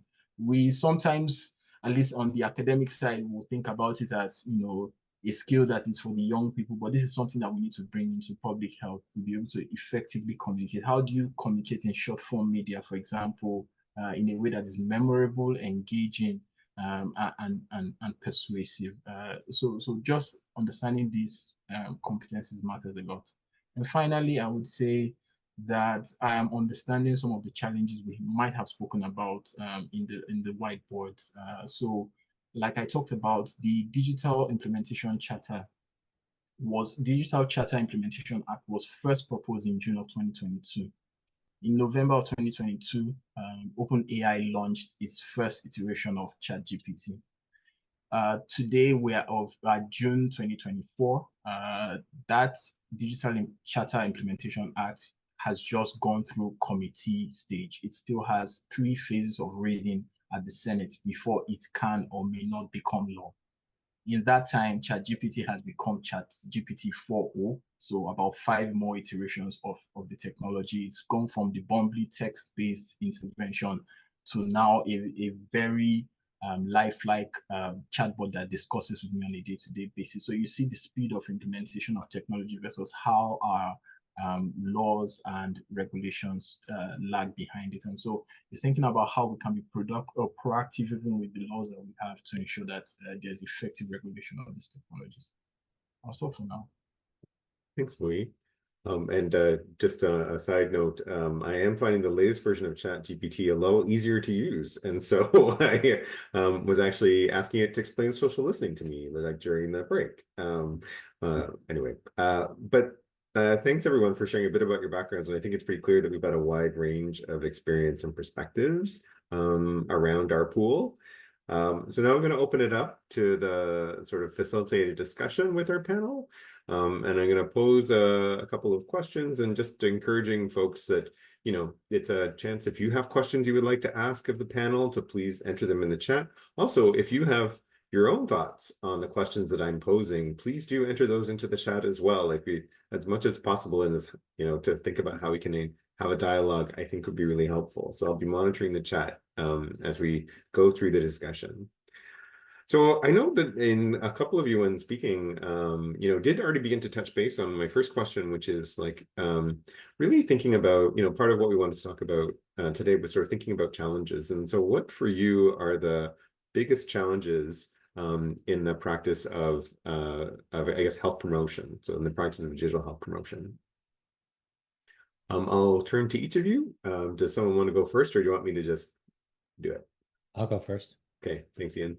Misinformation and disinformation is by far the largest issue we deal with. And I mean, I'm in the vaccine space, obviously, but unless you've been living on Mars, it's everywhere. So that's our biggest issue. Mm-hmm. How about, let's see, Heather, what do you think?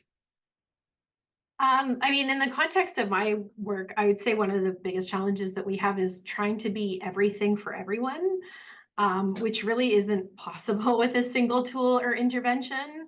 I think the right path forward is to have, the right intervention for the right person at the right time, but that means having options, which is, requires a lot of knowledge and resources to be able to kind of create and support that. So yeah. And then I think also in the larger context, like agreeing with a lot of what we've seen through the kind of whiteboard exercise of, the way that public health tends to, or can sometimes shift the responsibility, blame, or sometimes even shame onto the individual. And really we should be pointing at our own systems that we are participating in and changing those. So, which is slow and hard to do. Thanks, Heather. I'll go next if that's okay. Yeah. I think that's interesting about misinformation, because I grew up in a dictatorship where misinformation was prevalent. So I don't think it's a new thing. Sorry for the pushback. But going back to the idea of speed and what Heather was just mentioning, I think one of the greatest challenges is that everything we do now is about self-management and well-being, which are very individualistic things, right? The idea of collective is not really, particularly in Canada, it's just like, no, what are we doing? And maybe the Chinese are doing something different, right? In the sense of saying, this is for everyone, regardless of your choices. And the other greatest challenge for me is the loss of, not only loss of trust, right? Because we can't trust, people don't know if the elections are really rigged or not, that kind of thing, which also seeps into health promotion, but a loss of faith. I used to, when I started being a patient, I have a long career, I was very faithful. Please don't take this as an offense to physicians. I was very faithful in physicians and their wisdom, right? Today, I'm not, right? I think most patients, we want the physician to be a technical person who makes really, really well-informed guesses about what's going on. But I think overall, there's a global loss of faith in a number of things, right? Not only in religious institutions, but in health institutions. Yeah, I think, we talk a lot about trust in health institutions, which I think is kind of related to that concept of faith, right? And how some of that trust has been lost, and how do we regain it? Mui, for you, what's the biggest challenges that you see? So I think I've already reflected on the number of challenges I've experienced in the past. I think one thing that I keep reflecting on is our current approach to digital health promotion in the techno-optimistic way, as sort of a plaster or band-aid around ineffective health systems. I think that when we think about digital health promotion, it should go side by side with very effective in-person interventions. We must think about how we combine, rather than think about digital as a way to relieve the burden on health systems. So just trying to promote that balanced view has been sometimes a challenge, especially when I work in low-income settings. We often will frame these digital interventions as the panacea or the way to go, but it doesn't necessarily address some of the bigger systemic issues that exist and cost the need for these digital interventions in the first place. I see Aurelia's comment, but I see that John Mark, you have your hand up. Did you want to add to the conversation? Yeah, no, thanks, Mark, and thank you, panel, and thank organizers. This has been very exciting and interesting because so I'm a resident. Let me first position myself in preventive medicine, public health, although I'm a re-entry guy. So I've been there and done that. So come back to learn. So I really appreciate what Francisco is saying. It's really true. But I think the data privacy and the regulatory environment in terms of handling data, and I think AI sometimes just inflates the issue, So I'm really speaking from the standpoint of public health, which has been my past for the last 17 years, so to speak. But my issue is this. I think in public health, and in health administration in general, we have more data than we have the capacity to handle. And this is a real impediment to actually doing the type of work we would like to do. And if our business is prevention, even getting ahead of the curve, it's really understanding that data. So I know, there's fear, there's safeguards, but I feel we can navigate this well. Having worked for many years in Saskatchewan, let me position myself even more, it was really challenging to try and even begin moving away from sort of paper-based ways of informing, educating, or even supporting practitioners. So that's one quick thing, that I think there's too much data. We do need a solution. This is a potential solution. I'm not saying it's the answer. It's not the panacea. But the other thing that I do want to say, and I'm sorry, Munyi, I'm going to contradict you in this one, but I really feel, the gap, and not just in developing countries, even in Canada, we are overwhelmed with, ER presentations throughout all the provinces. And there's no access. There's no access to primary care. I really feel it's an opportunity for us as either leaders or as scientists in this field to design practice environments that fit today.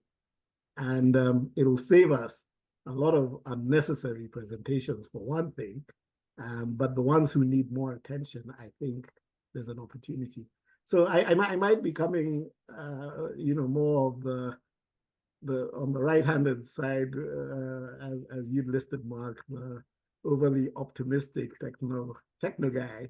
But truly, the way we've worked, in-person consultations are no longer needed for most things. I'm just going to put that out there, that most common things can be managed once you've done that first preliminary proper investigation. And as Francisco actually rightly characterized it, what do doctors do? They try and make the best guess. So, so yeah, and I'm a physician as well. So, it's not that I'm throwing doctors under the bus. Thank you. Thanks, John. Can I add very quickly? This all brings up, you're all very young to know what spaghetti westerns are. But for me, when I go into, you can Google it. When I go into ER, is for me like walking into a saloon. I don't know what's going to happen and what's in there, right? And it's interesting because we're teaching this to our students, the concept of tolerance for uncertainty is key for patient empowerment, right? So the idea is that you be scared as you can be, because you don't know what shit is going to happen when you get there. And that's where we're at. That's so interesting in juxtaposition or contradiction with having this precision medicine that says that if I give enough of my details, you'll have a tailor-made solution for me. Thanks, Francisco. Any other reflections from the panel before moving on to Aurelia's question?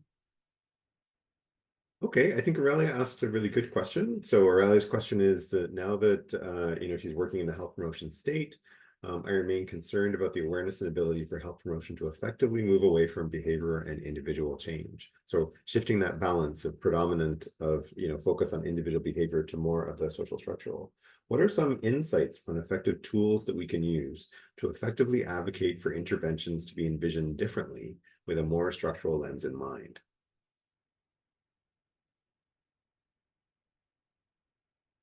And that's obviously not an easy question, but I'm just wondering if folks have been thinking about this or have some ideas about that.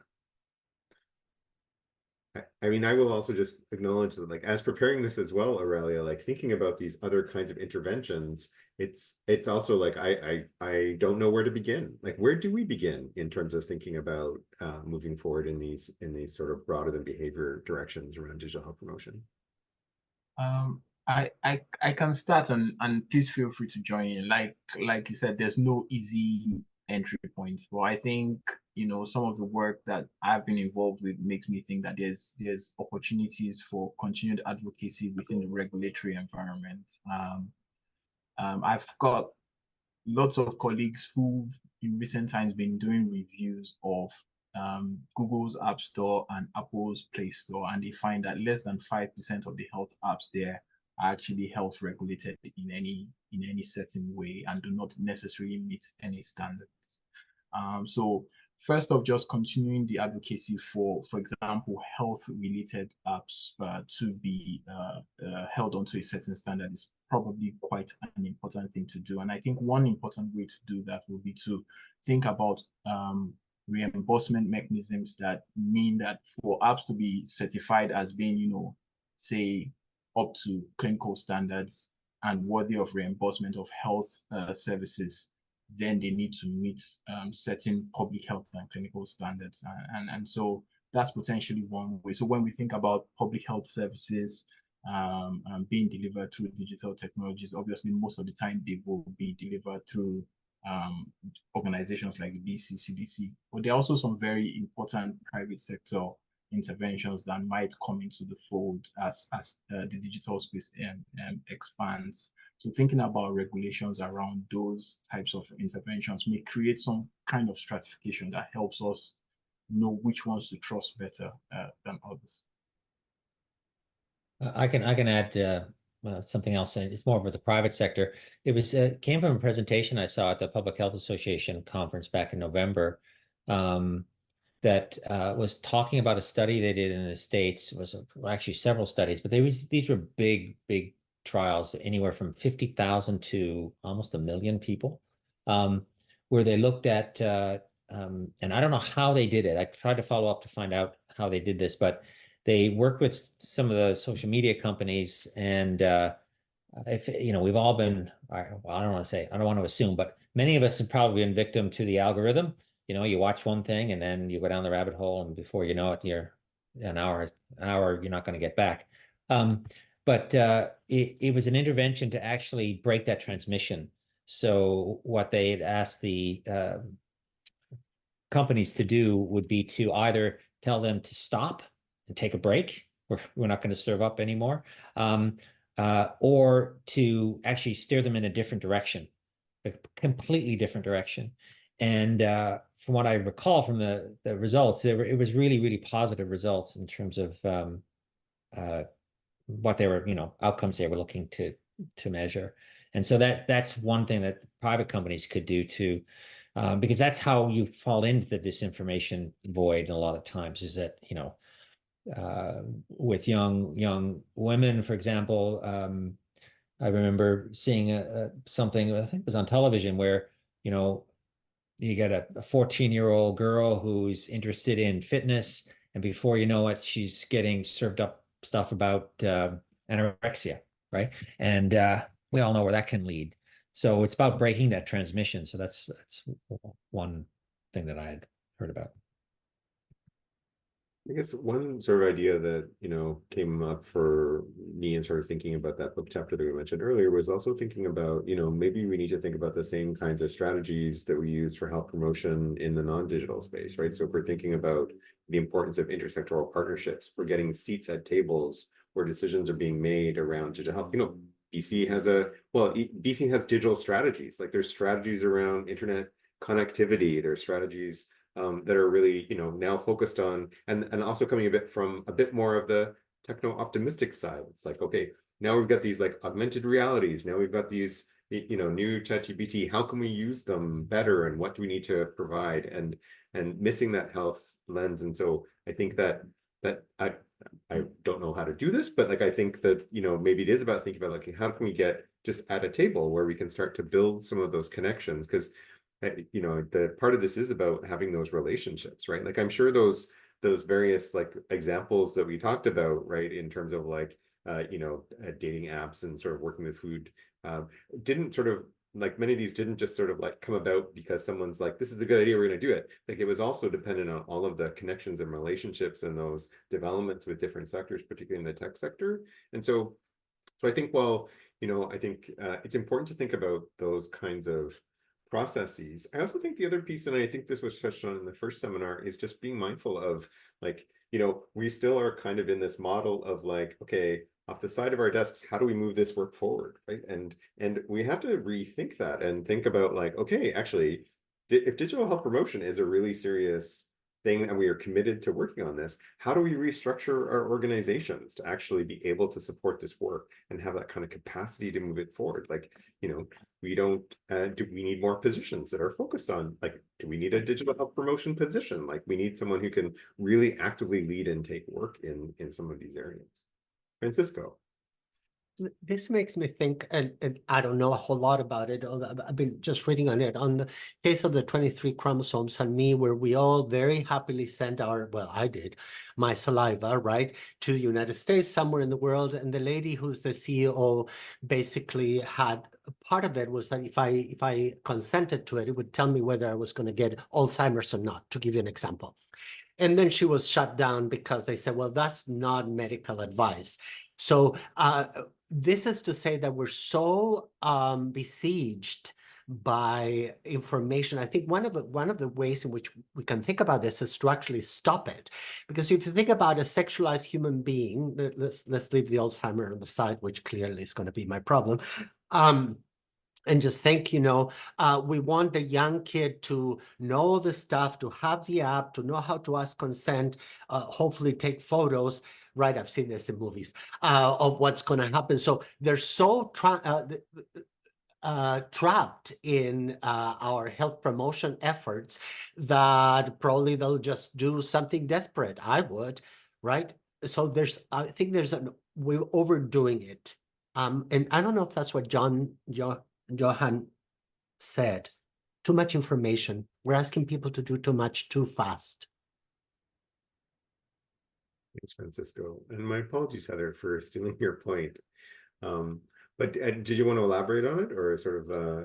No, I was, in that same vein of the, kind of taking the nothing about us without us approach to all of our work, including digital health promotion, because communities will tell us directly what they want and they will point to structures, not to themselves as, the thing that needs to change. And so I think it's gathering that data and advocating in a way that, that we can, for those of us that work within structures and systems, moving that forward and doing that in a methodical way, in the way that our ministries and government like to see that information packaged. Those proposals. I think that's a great point, Heather. And so, like, not just sort of like engaging within formal structures, but also engaging like within maybe more informal structures, like community groups, partners, like populations that are particularly important to consider how interventions work for them. That's sort of like an important piece of this as well. But I want to also add, but I think there's room for. Well, it's not, first of all, it's not an either or thing. It's not all about individual empowerment or structural improvement, whatever. But, the work that we're trying to do is really about, I think, through education. So we're taking a structural approach to this, but we're trying to, through education, we're trying to increase individual empowerment and agency at the individual level. So if people can be critical thinkers, not in the Aaron Rodgers critical thinker kind of way, football reference there, he thinks he's a critical thinker, he's not. But if we can encourage that individual agency and empowerment through education, that's a structural way to do that, So I think there's room for structural improvement to that end. Just say that. Thanks, Ian. Were you going to say something, or? Okay. If it's okay with folks, I'd like to just loop back a little bit earlier in our conversation and talk a bit more about misinformation and disinformation, because we heard about that in the first seminar. It came up in our interactive exercises, and I think, as you point out, Ian, this is one of our biggest challenges in the area of digital health promotion. So I guess we're wondering just about, like, how do we go about tackling misinformation and disinformation? Like what do we need to have to do this work? Like what advice do you have in terms of what we need to think about doing or doing better? Well, I think it's a little bit of a David and Goliath, right? Because the Goliath is us with the right information for the right people at the right time, and the Goliath, am I Yes. doing my reference properly? Yeah. Thank you. Is popular culture, media, porn industry. I mean, I yelled at PHAC the other day in a public meeting that they should really partner with Pornhub, which is a very, respectable Canadian company, because they're the ones who are teaching how to have sex. I know, totally misinformed. I'm totally agreeing with that, Ian. They're the ones who are teaching how to fuck to the young kids. And we're competing with that, with our little stone, like, no, you should have to fuck like this and not like that. Seriously, I think there needs further dialogue with the private and with the ones who make culture, right? The ones who make posters and TikToks and stuff like that. That's why I mentioned Elizabeth Pisani. She said, go to the horse in Bangkok. I think we should go to the influencers and work with them. Yeah, I absolutely agree. I was going to point that out. I think in our work, just trying to get through the chapter, like you talked about, Mark, one of the things we found was that, you need to give the right information in the right format in the right time. But getting back to the issues around structures. So for example, I don't think we're on TikTok. I don't think we're on some of the other social media platforms where we need to be able to reach people with the right information. Also around the right format, we'll get back to the question around competencies that we have. How can we let go of, a traditional way of engaging with folks and go with, for example, the trends that are currently in play? I sometimes, quite frankly, laugh when I see official handles present classic B-roll, people in a lab, and that's like the message behind that, when people are just giving simple messages in parks, in their rooms, using more trendy ways of communicating. I think that we need to be a little more flexible in the way we think about public health communication within the realms of health promotion. Yeah, we did. I think, oh, sorry. I just want to say finally that we live in lacuna if we, have our systems vet and revet things. It takes, once information takes, it's a lot harder then to dispel that information. So I think we need to be a lot faster in how we think about these communication approaches. I see in the chat that Kubota from Katie has talked about how Katie had experience working with influencers to promote HIV self-testing, and that being a good strategy and allowing a broader reach into maybe channels that we're normally not connected to.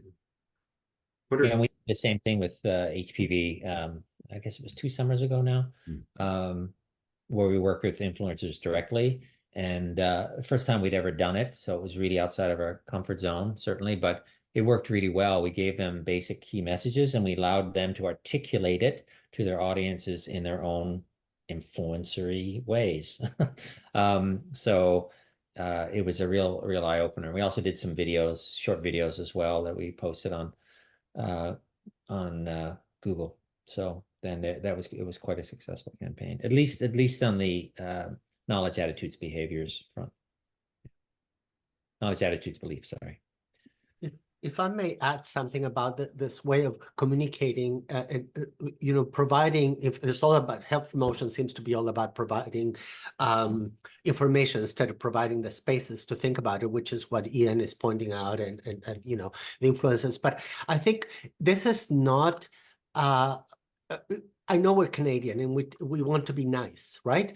But this is not nice communication. Misinformation is not something we can be nice about. And I think we need to be more aggressive about the way we fight certain kinds of things.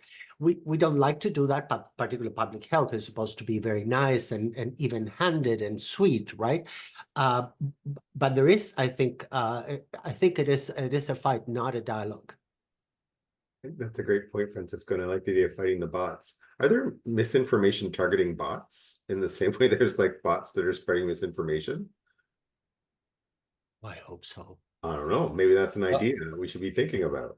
Well, there's AI that's specifically out there that to promote misinformation, because they're, you know, BBC did a piece on this, but I've seen others where, you know, it can take seemingly random B-roll images, and you know, of, you know, really smart looking people and doctors and nurses and all that kind of stuff, people that we would implicitly trust, but the message will be completely counterintuitive. Whatever bullshit they want to promote will get promoted.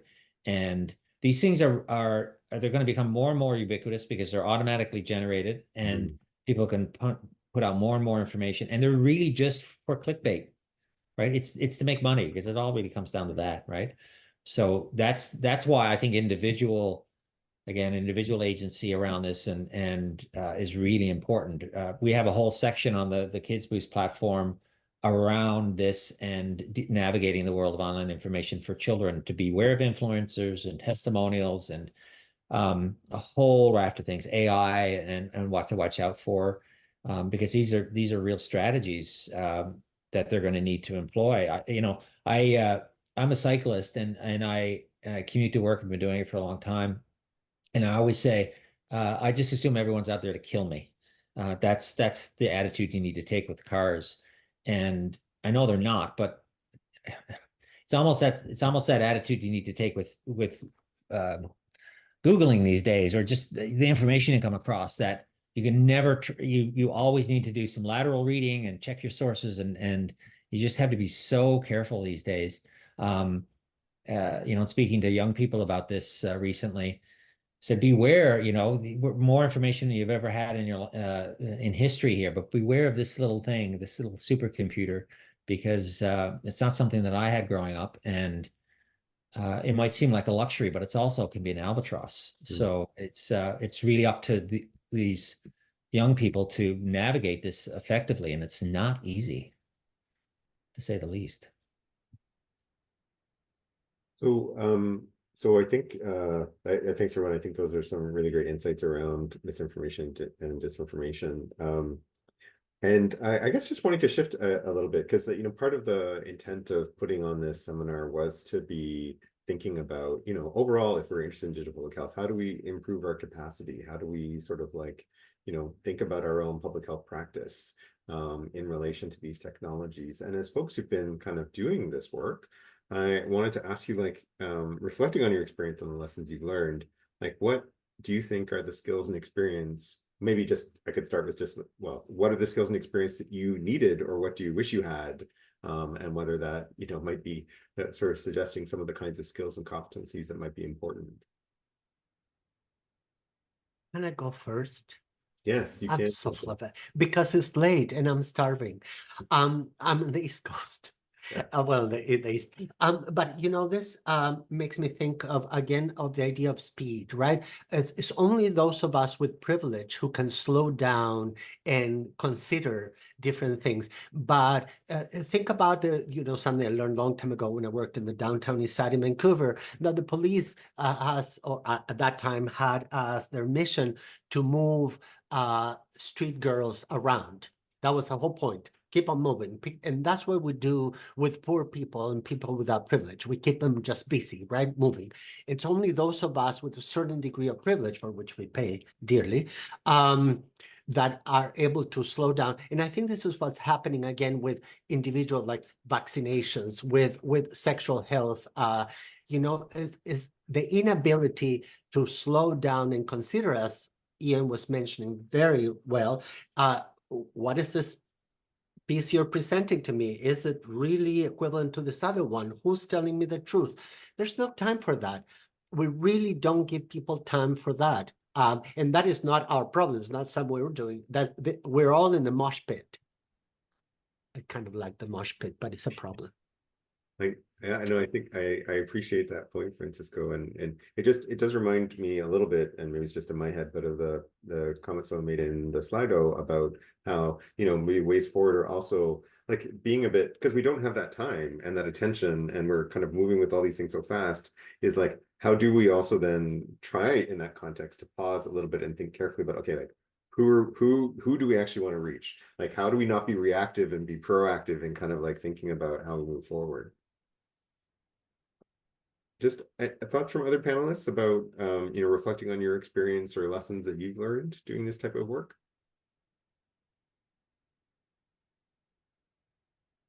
Oh, you're mute.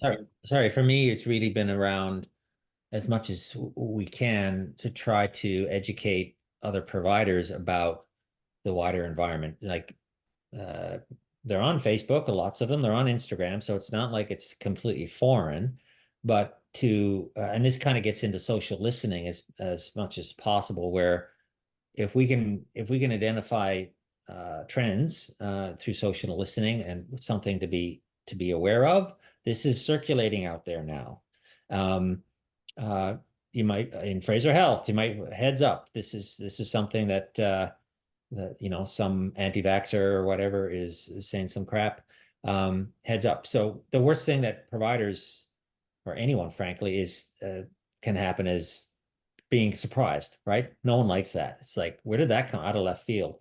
So if they're aware of these issues proactively, then they can respond to them. It's really straightforward that way. And the other thing is to try to educate them as best as possible around how they can make a positive influence, either personally, and to understand, what to be aware of when they're surfing around themselves, as well as to what's out there that their patients could use that's positive. There may be an app, for example. There's lots of really good vaccine apps that have been developed around mis and disinformation, for example, that we presented recently to providers about in Vancouver. And it's like, I mean, you can't do everything, but you can at least let them be aware of that and say, hey, check it out yourself. And you might want to let your patients know that this exists as well, because they're the ones that are in touch with their patients. I'll just piggyback off of what you said. I think initially we've always thought about social listening as being just listening to what the trends are, but that's just a smidge of what social listening entails. So obviously you're trying to understand what the emotions are, what's being said, what the trends are, but there are also skills in social listening that I think we probably need a lot more in public health. Things around understanding how keywords work, how to optimize keywords to sort of game the algorithm, for lack of a better word, but also how to leverage the platform-specific tools to be able to then understand who the information is reaching and adapt the information in different ways to reach different audiences. But also within that realm is how we learn to know the audience, sort of audience segment, and create specific messaging, keywords optimizations for different audiences within the online community. I think there are a number of tools that I don't know if we're using as well as we can. Things like I think there's Sprout and Buffer, a number of things that help you identify the trends, the keywords, the influencers around different trends and keywords, just to know who's in the space. Also learning to understand who your competition is in terms of the information you're giving, who's driving the misinformation and disinformation. Some of that is embedded within existing tools. Some of that we'll need to develop methods and tools for. But there are a number of things that we're sort of behind the curve on that we can probably get ahead if we put some effort into. Heather, do you have any thoughts on this question? Yeah, I think one of the most important lessons that I've kind of picked up over the years is just the value of interdisciplinary and collaborative teams and working across sectors and making space for different voices and listening to that with curiosity and humility and challenging our assumptions and actively looking for blind spots in ways, because it's like that's how we get kind of some of the most robust work, I would say. Thanks, Heather. And I'm just noting the comment that Aurelia has made in the chat, where she's sort of calling for the importance of interfacing research with practice, because practice can be driven by truisms or good intentions, but it's not always structurally informed or backed up by most recent information. So research skills and advocating for critical social science skills are takeaways for Aurelia, which I think I would agree with. I mean, I think research around this is obviously a really important aspect for thinking about digital health promotion. I think it also, some of the things we also have to think about is like, how can we get faster cycles of research and evaluation, right? Like, you know, we can't wait 4 years for things to get into publication. How do we also, like, we can't like go through the cycle of, like, you know, it takes a year to get funding. It's like, even if you're able to collect your information through 6 months, it's like, it's still like, it lags, right? Like, how do we think about these sort of like rapid research or evaluation type of skills? So, and social theory within health promotion approaches. Yes, thanks, Mui, I agree. So I think we can, you know, just in terms of getting into the end of the panel, I just like to maybe just check in with folks and see if you have like any last reflections or thoughts on the topic of digital health promotion that you'd like to share with the group. And similarly, if folks who are listening, if there's a question or something that you've been wanting to say, please, this is your chance to add it. So yeah, any last reflections or thoughts? Francisco, I know you always have thoughts, so this is good. Well, I always have thoughts, and they go really fast, right? Like I have the brain of a cat. So if I don't say it, then it's gone. But, and years of drugs, I blame it on AZT. Okay, so I think we are having this very intellectual and brainy and well-informed discussion. I think people on when I'm on the street, when I'm just like a patient, we react emotionally. And that was so interesting. You presented something on sentiment, because a lot of it is, you know, we're doomed, folks.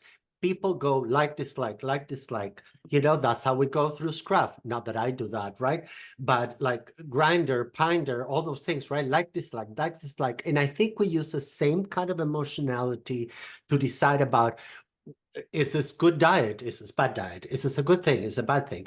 I think we're at that stage. So my last thoughts are like, we need to find a way to put the brakes on some of the ways we react. We react like that to emotion, to EDIA as well, right? My students say immediately, that's racist, or that there's no time between feeling it and saying it. And I'm like, whoa, that was fast. Anyway, those are my last thoughts. Get if we're rearranging the seats in the Titanic. Hey, positive note. Great to end on, Francisco. Hey, it's not a bad thing. The band played on. Okay, all right. Heather, Mui, Ian, anything you'd like to just add in closing?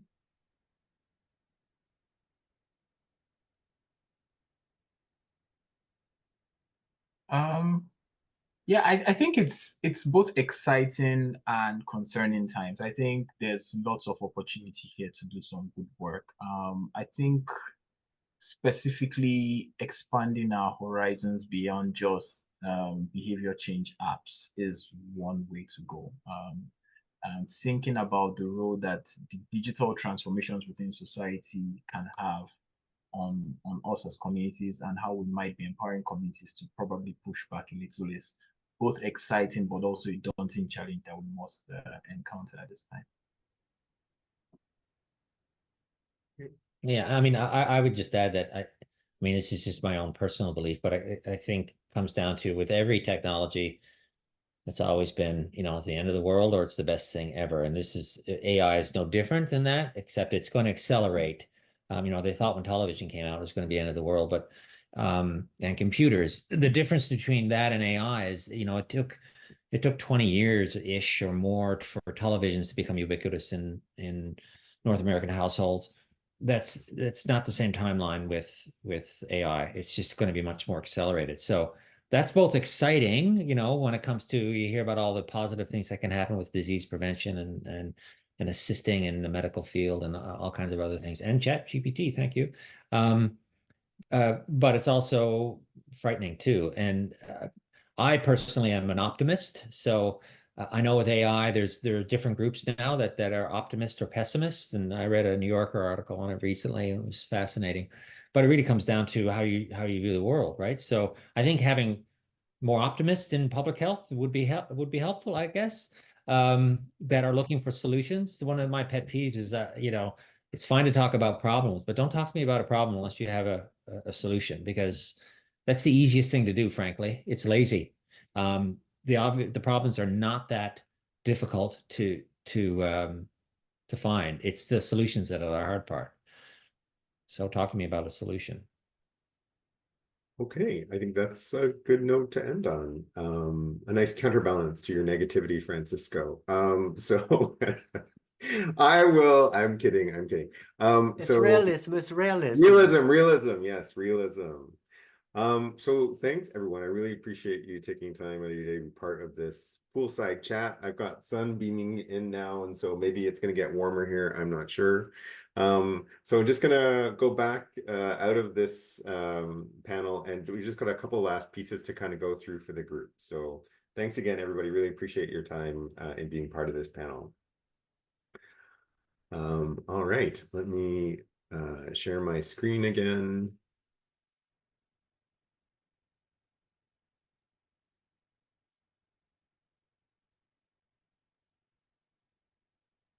Okay, not going to keep folks here too much longer. I think, right. Yes, here we go. These are the slides that I didn't need. Now we're into the wrap up. So just wanting to wrap up the session today, and thanks everyone for coming. It's actually been a really enjoyable experience as a facilitator and moderator and sort of thinking through this. And I've really appreciated the comments that people have raised and brought up in the chat and in the interactive sessions. So I guess, just in closing, just recapping what, we'd originally intended to do. And I just want to ask folks to just, if there's one thing that you're taking away from today's seminar, to add it into the chat. Just what's one thing that you sort of was struck by you or something that you're going to take away from the chat. Riley, you've already added 2, so you don't have to if you don't want to. Let's just take a moment for folks to add that in.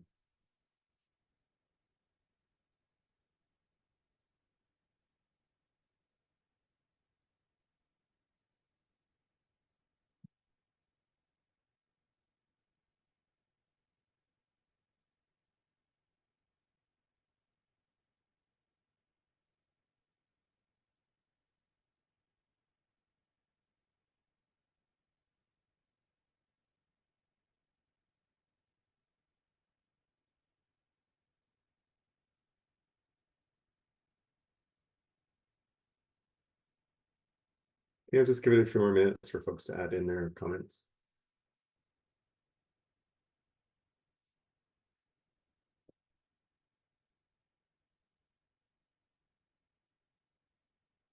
Okay, well, folks, you can continue doing it while I just walk through the last few pieces of the seminar. Thanks for those who've added their thoughts. All right. So I do really want to thank, in particular, Swathi Ramachandran, who has done the lion's share of work in organizing these seminar series, and as I mentioned earlier, has been my digital tech support, for which I'm very grateful. Shoju Chang, our research manager, who's also been supporting and helping to do this seminar series. And again, I want to thank our panelists, Ian, Heather, Francisco, and Mui, as well as thanking all of you for coming today.